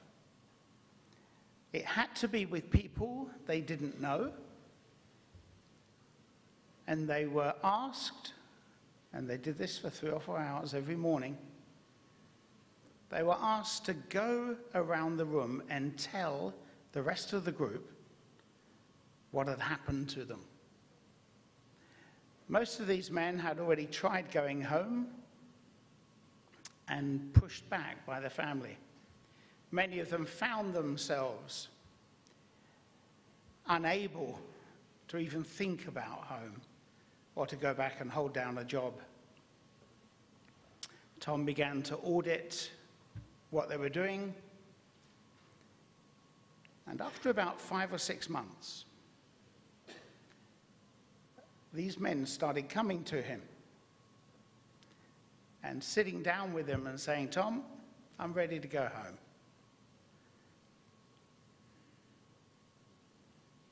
He was the ultimate skeptic. "Oh, really? How are you going to get on?" Quizzing them, cross-quizzing them. And it was very difficult. But then more and more of these men started coming. And later, Tom Main was going to write an article in one of the big medical journals in UK and introduce the concept of therapeutic community. That's now a global movement that I'm part of, working with the Royal College of Psychiatrists in England, and is a medical movement, but it's also a lay movement. I had my first experience of mental health issues with people working at Crichton Royal Infirmary in the north of England. At the time, it was the largest mental hospital in Britain. I was there as a volunteer, just to work for the summer as part of my theological training. At that time, the Lord began to introduce to me more and more people with various mental and emotional disorders. And that has grown throughout my life. And then in 1990, I was planting a congregation. My wife and I had planted 3 or 4 congregations before then. But this particular one was down in Kent, near Dover, in England. And it grew so fast, we panicked. And I ended up inviting a friend who was a professor up at Cambridge to come down for the weekend, and said, "Can you help us, please? Tell us we're not losing it." She came down for the weekend. She listened to about 25, 30 people, all describing their journey, as we called it. And at the end of the weekend, Sarah sat down and she said, "Well, this is amazing. I have never met so many emotionally damaged people in one place before." And she was a mental health professional, that are turning their sicknesses into healing. And it was then she said, "By the way, you know you're a therapeutic community. I think you need to talk to the Royal College of Psychiatrists." I was doing my doctoral work at the moment at that time, and I threw away a whole year's work and began again when I started learning what we were part of. And the therapeutic community movement works over here big time. It's involved very much with addiction disorders, but also the American federal government have taken up the program, and many of your prisons here are therapeutic communities. It's a movement outside of the church. Recidivism is one of the biggest problems, the revolving door syndrome, as it's described. And a therapeutic community of a wing of a prison doesn't intend to get men and women well. What it does, it teaches them why they're likely to repeat their crimes. And you can imagine the economics of stopping a man or a woman from going back into prison if they're going to go back for the rest of their life. So we worked, my wife and I and a colleague, Dr. Susan Williams, worked for 10 years with Christ Church.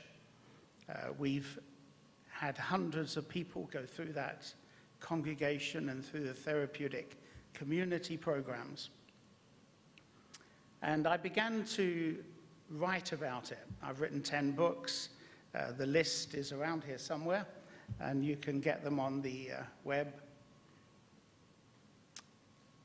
I dream of a day when we have therapeutic faith communities in every village and town and city across the world,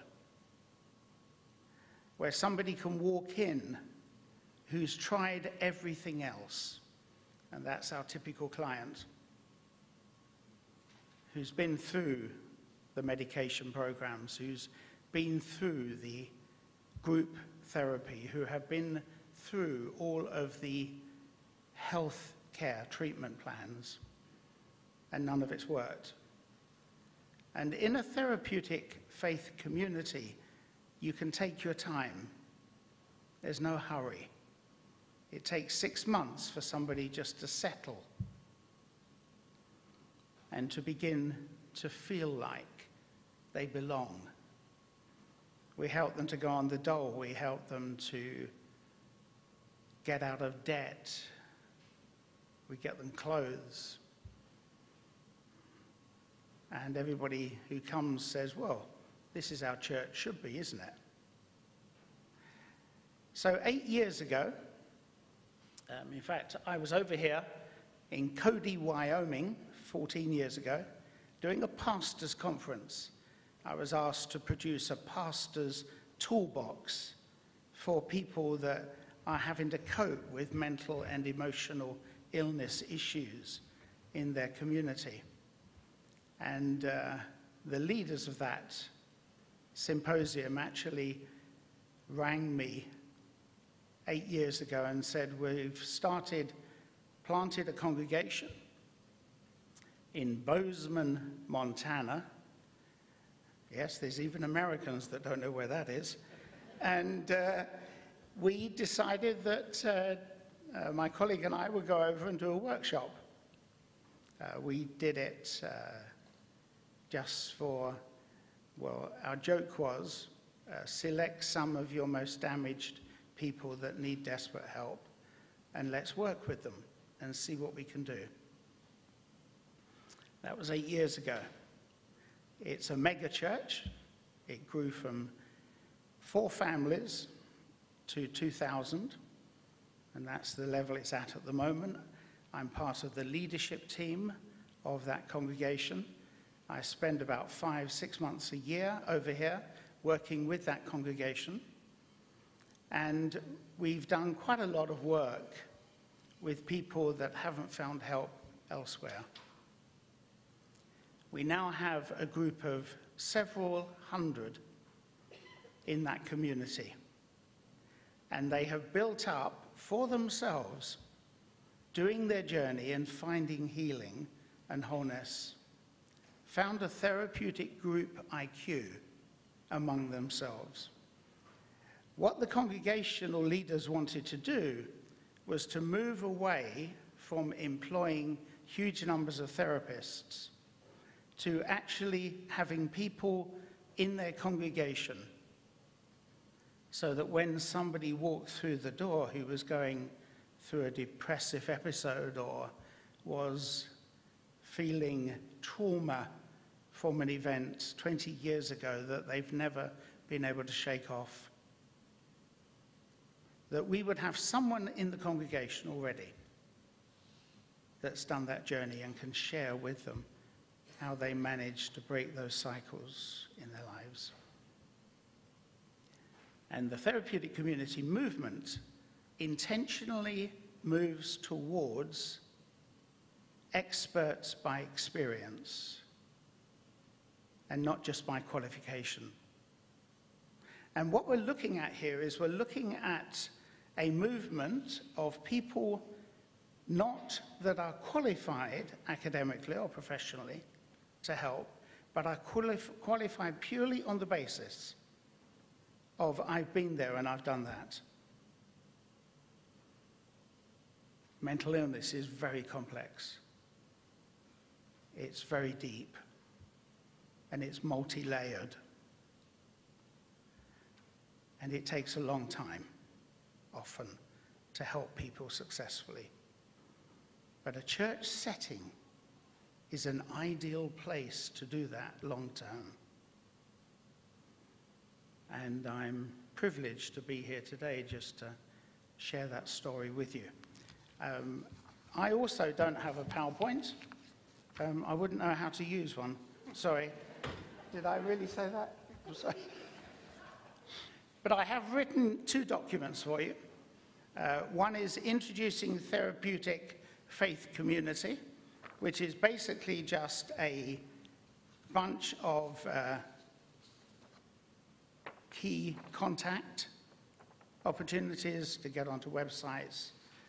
The other one is Frequently Asked Questions about therapeutic community, and then there's a list of books we've written that are available on our website. Thank you.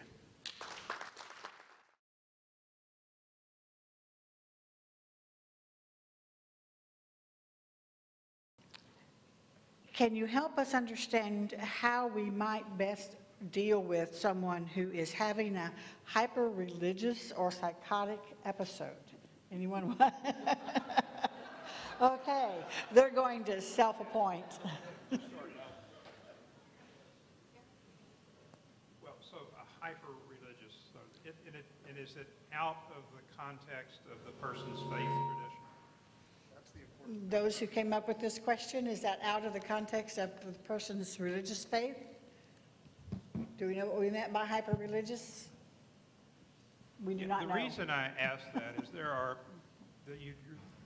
wide variations in cultural as well as specific religious faith communities, and what is not only normal in those, but even the correlates with healthy and well-beingness is quite striking. So let's assume for a little while that this is something which is atypical and not part of the person's education, their religious and community, et cetera, et cetera. This is something very odd.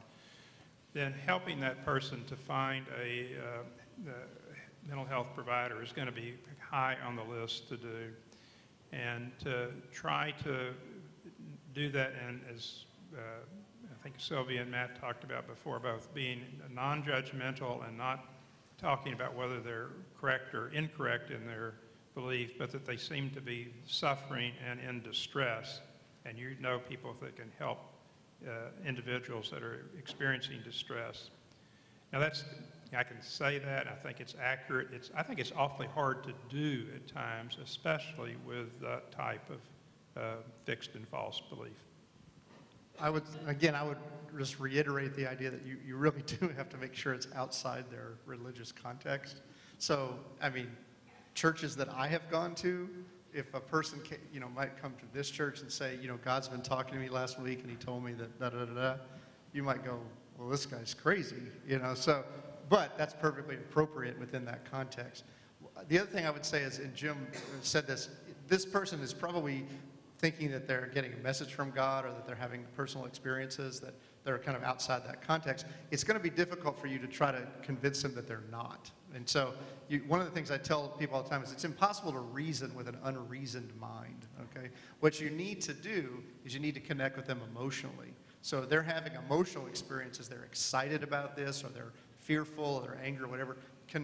Validate their emotion, connect with them emotionally. I understand how that would make you so excited. Tell me more about that. That's the way to begin to have that conversation, to be able to move them to where they're going to trust you, as opposed to, of course you're not hearing from God and he didn't tell you that you can fly, or that you're there's no reason to get into that type of a discussion. Try to validate their emotion and try to connect with them emotionally. We have a woman that whose husband shot the neighbor's dogs. And this happened a few years back. She began to get very disturbed and stressed about this. She was a member of one of the congregations in our denomination up in Montana. And she was referred to us just a few months ago. Every Sunday, she was turning up at the church just before the morning worship, pushing the door to come in and to go to the front and to stand up in front of the church and demand that her husband confess the sin of killing the dogs, and then giving a shopping list of other things that were wrong in the town. And she was very unwell. We worked with the district attorney. In fact, we were talking to him just a couple of days ago. The police do not want to arrest her and give her a criminal record. So we're working with the police and the mental health team to have her committed, isn't it? Say sectioned in England. Sectioned. And in order to stabilize her medication so that we can begin to help her. Do you have any advice to help a congregation that has had no mental health ministry begin one? I know that one. Yeah, absolutely. You can just simply start with getting the clergy and the staff trained. I mean, that's the easiest thing to begin. You could go to one of the mental health first aid trainings that's done. You can contact us. We'll come to your congregation and do the training right there for our mental health 101. But just getting the clergy trained again, it's not necessary that you start a mental health ministry. And I think that's what's important that churches understand. What we're talking about is raising awareness, educating, but then also altering the kind of the sense of the congregation much more along the lines of what our wonderful last speaker talked about, and that is becoming a therapeutic community where people that are broken by mental health problems are not only recognized and then helped to get to professional care, but then are also accepted into the community and that there are supportive systems set up for them that they can be there long term. And so I would say the first thing you need to do is just have your clergy trained. The last thing a pastor wants to hear is that they have to start another ministry. It's the last thing they want to hear. And so what I would say is, and another thing that Peter said that is very important is this is not something that needs to be put on the back of the clergy. This is a congregational issue. I'm very, very much an advocate of peer-delivered services, and so peer-led support groups and things like that. So all of those things the training is there, the training is available. It's right here at the Hope and Healing Center. It's right through Mental Health America, through a number of Harris Center. I was going to say Mitchell again. But it's all available. You just need to take the time to set up and do it. So. Matt, the other thing it's nice to do is to start with something that's experience near for the congregation and something that you're struggling with or interested in. I'm terrible about names, but you had a wonderful Methodist minister who was one of your fellows who was working on a program for children with developmental disabilities. Laura Bradley. Laura Bradley. And I thought that was something that I wish could get spread to other. Why don't you say a little bit about that program? Yeah, Lorna Bradley is one of our fellows in our research institute, and her research and area is equipping congregations to be more inclusive for people with developmental disabilities, which again obviously cuts across some of these things we talk about. But she's developed, she focuses primarily on the couple that is taking care of a child with a developmental disability, because the divorce rate in those couples is well over 80%. So she has a support group for them that she's developed and piloted in a number of congregations. She has a marriage enrichment weekend that she's developed for them to try to enrich their marriage. But then also she goes around the country and she works with congregations, much like the question. It says, well, how do we prepare ourselves on Sunday morning when a family shows up here and they have a child with cerebral palsy or they have a child with autism? What do we do? Because you would be shocked how many congregations will literally tell that family, we can't take care of your child in the Sunday school class, so there's nothing for you here. Like you can't even come. And so, so she, helps congregations become a little bit more inclusive and aware of those types of things. And some, have adopted that quite well. And it begins more of a therapeutic community kind of approach. And some are more exclusive, and they have trouble with that. But it's a process. I mean, it's a process of asking yourself, what is a church? And what is, I often say this, if our Sunday morning, structure, if our Sunday morning service, if our Sunday morning approach that we take is somehow pushing people away, it's the Sunday morning process that's the problem, not the people. And so, that's part of the deal here. People with mental illness are messy. They'll make noise, they'll get up and, I had a client who killed someone because he thought the guy was the Antichrist. And so, they'll do all kinds of stuff, jump up in the middle of a service and yell, but they don't all do that. It's just, thankfully, yes.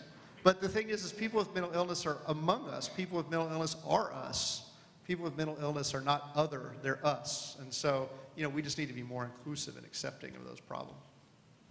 I just wanted to highlight what the Reverend had mentioned with regards to individual. Many of you probably know someone who has had a mental illness or someone who has a child with cerebral palsy. And I think that peer support is very crucial. Identifying your own resources and your own individuals that are coming to your community is important to refer. Sometimes you won't know what to do, but you know somebody who's gone through the same thing. And that connection is very, very helpful. Okay, we have a lot of questions here and very little time left. So we have a question, and this comes up a lot within, I think, most faith communities. How do we deal with an individual who is disruptive, repeatedly disruptive, and inappropriate in the community? You put them in prison, don't you? Pardon? You put them in prison? We don't want to do that. Sorry. It's often the case that people that turn up at church looking for help are people who already have a huge amount of damage in their life because of church. And it's very important to help diffuse all of that. We have programs where we take people away from church, where we ask them not to read their Bible anymore for a season, where we ask them to detune all of that history and begin to unpack and diffuse it emotionally. And in practice, it's very difficult, and you need a team, and you need people who have been there before. And those are very hard to find if you're just starting out on that road. So let me just say a practical way. If you are dealing with someone who's in a mental health crisis in your congregation, call 911 and ask for a CERT team, which is a crisis intervention response team. These are police officers that are usually paired up with another therapist to come out and hopefully help address the situation if it ever becomes such a crisis situation. So I just wanted to give the practical 911, ask for a CERT team, or you can also ask for a CIT team, crisis intervention team, but ideally it's CERT, C-I-R-T. Okay. So there's really, I would say, kind of two types of disruptions. There's the disruption that Sylvia's talking about, which I've had a client who likes to go and get up in the pulpit of churches here in Houston on Sunday morning during the service and try to talk about things that she wants to talk about, even though she doesn't go to church there, and they don't want her in the pulpit. And that is a crisis. I mean, they have no, she just comes in, she goes up, she disrupts the service, she tries to take over, and they have called a CERT team before, and that's a helpful way. But I think another part is, what if you have someone who has associated themselves with your fellowship, who has a mental health problem, who is ongoingly, kind of an ongoing disruption? They make noise, or they won't do what you want them to do, or things like that. And I think that's in those situations, it's not really a crisis, it's just how do you deal with them? And number one, what I would ask you is to think about this. What is it that they're disrupting that you're so upset about? I mean, that's the real question. And secondly, what is it that you have to offer that person? Because they've come there with needs. And do you have anything to offer them? If what you're offering them is, I'm offering you this rigid, structured service or whatever it is, and all you can do is disrupt it, then obviously they have needs. They have spiritual needs just like you or I do. Have you ever sat down with them? Has someone sat down with them and said, what are your needs? Why are you here? What are you trying to gain from this? I mean, you really have to ask yourself, what are we here for? I mean, what has God called us to do? If he hasn't called us to serve and walk along with the broken, then I missed everything when I read it. I think that's what we're supposed to do. The rigid service thing that gets disrupted, I never see that in there. Where Thomas was talking out of place or something and they got upset. So I think what I would say is, if it's a crisis like they are out of control and they're taking over, or they may be a danger to themselves, you call for a CERT team. Absolutely. That's why we have that here in town. But if it's an ongoing issue and they've associated themselves with a fellowship, I think you have to ask yourself, how do I incorporate them into our fellowship? How do we begin to meet their needs? How do we offer them programs and services for what they're struggling with? Okay, thank you. Do you have some advice to help us help children who have a close family member with a mental illness? How do we help them understand this? How do we dispel their confusion by it? So again, I think the therapeutic community is very helpful for these kids who have an individual who might have a family member who's dealing with mental illness or substance abuse or divorce, or they've witnessed violence. I mean, that was my focus of my talk, was the trauma of many of what these kids are going through. One of the things that I didn't have time to put in my slides, and I'm very obsessional and wanted to include a lot of things, but the CDC came out with a new report just a couple of days ago, and in the past 15 years, there's a 24% increase in suicide rate. And what they noticed was the increase in the rate was found in kids, young females, ages 5 through 15. Yes, it's very hard. And I think that the key thing is, even though somebody might seem like they're doing well, if there is something telling you that, oh, I need to reach out, I need to touch base, do it. Touch base with them and say, you know what, tell me what's going on. Tell me what's happening. I'm here to help. It sounds like you're struggling with a lot of stuff. And there are ways just to reach out. I mean, the focus is, let me know what I can do to help you. And it's also important to remember is to meet this individual where they're at in their illness. Some of them might not be ready to talk about what they're dealing with, but let them know that you're there. And I think that's a key thing, that they know that they can talk to somebody. You might not hear from them 5 months, 6 months, a year later, but if you plant that seed of hope, that you plant that seed of love, you plant that seed as I'm here for you, you never know, they might come back at your doorstep. So I don't know, does that answer whoever asked the question? And I also think it's an issue of training. I mean, we talked about the staff. I mean, like literally yesterday I spoke at a teen suicide conference at Houston Baptist University, talking about promoting resiliency.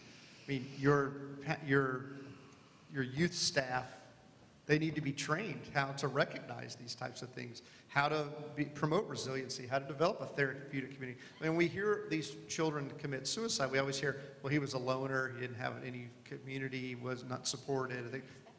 Right, you know, but what about his faith community? Were they reaching out for him?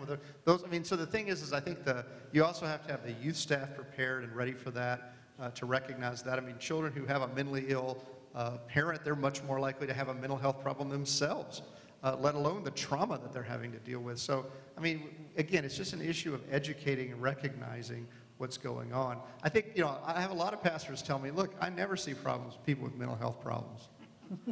You know, so, I mean, no, literally, I can't tell you how many, I've interviewed hundreds and hundreds of pastors, and I can't tell you how many have told me flat out, I never see anybody with mental health problems. It's an awareness issue, and recognizing that a mental health problem is not somebody running in the office saying, I'm Jesus. I mean, that can be a mental health problem, but the thing is that it's other things also, and I think just educating is a really important part of that. Absolutely, thank you. Yes, I'd like to know what congregation that is. I haven't seen one yet. So this is kind of related, but I wonder if you have any more specific advice for how we might deal with someone in our congregations who clearly has a mental health issue. I have a couple in my congregation. I know their mental health issue. I can identify it. I can even diagnose it. But they don't know they have a mental health problem, and all attempts to get them help have been totally thwarted. So how do we deal with that? Well, and then I just want to reiterate what I said. It's important to meet the person where they're at, right. And it can be very, very draining. So I wish there was a way of saying, okay, do this and this will happen. And that's where I go back to the agape, unconditional love. One of the key ideas in the core values of the therapeutic community movement is that a person is taken from a place where they have secrets, emotional, mental illness, and secrets, to a place where they can talk openly, flamboyantly, without embarrassment or a sense of humiliation, talk openly about their problems. And that's a journey that a person has to do. And the power in a person being able to say that is enormous. I was ... and now I am ... But it's got to be a journey to a place that's a battleground in this country because of people's rights and confidentiality and everything else. And that's a tough call. I want to add one thing to that, and I see this a lot with the individual doesn't want to get care because they don't have the insight to recognize that they have a problem. And then what we do is a lot of times we try to take what really has come out of the addiction world is this approach, this kind of tough love approach. Like we're going to just kind of cut them off and they're going to hit rock bottom and then they're going to realize they're schizophrenic. And they're going to get, I mean, it's laughable when you say it that way because that's what we do with people that have addictions, right? We say, okay, well, I'm not going to enable him anymore. He's just going to have to deal with the consequences. And then he'll realize that he needs help. And then when he comes to me, we'll get, well, you can't enable a mental illness. If you're bipolar, you're bipolar. I can't make you more bipolar. If you're schizophrenic, so don't adopt that tough love approach. That does not work with mental health, like serious mental illness. What you have to do is, again, you have to say, why are we here? If he's disruptive, he's disruptive, but how can we incorporate him into our community? How can he be part of it? I would suggest all of you go to a website, it's called The Well Community, W-E-L-L. It is a church, The Well Community. It's a church in Dallas, a very large church. The entire church is people that have mental illness. And I mean serious mental illness. Most of the people live in group homes near the church. They have some fantastic videos on there of their services, and they're wild. I mean, they're wild. But those people are loved and accepted where they are and taken in where they are. And they're drawn there because they know they're not going to be pushed away. They can be who they are and begin to get better. Thank you. I just learned something very important about the distinction between mental illness and addiction and how to deal with it, and I need to go back and correct something I've told a family. Thank you. I will do that immediately. We have a whole fistful more questions, but it is time for us to move on. Thank you all for your presence here today and for sharing so freely with us. Please offer our panelists a round of applause. Thank you. We thank you for the joy of being able to be together, for the joy of learning so much, and for those whom we are concerned about. And now we ask you to bless the food and the hands that have prepared it, and to fill us not just for our physical needs, but Lord, be with us and guide us through the rest of this day and each day. Amen.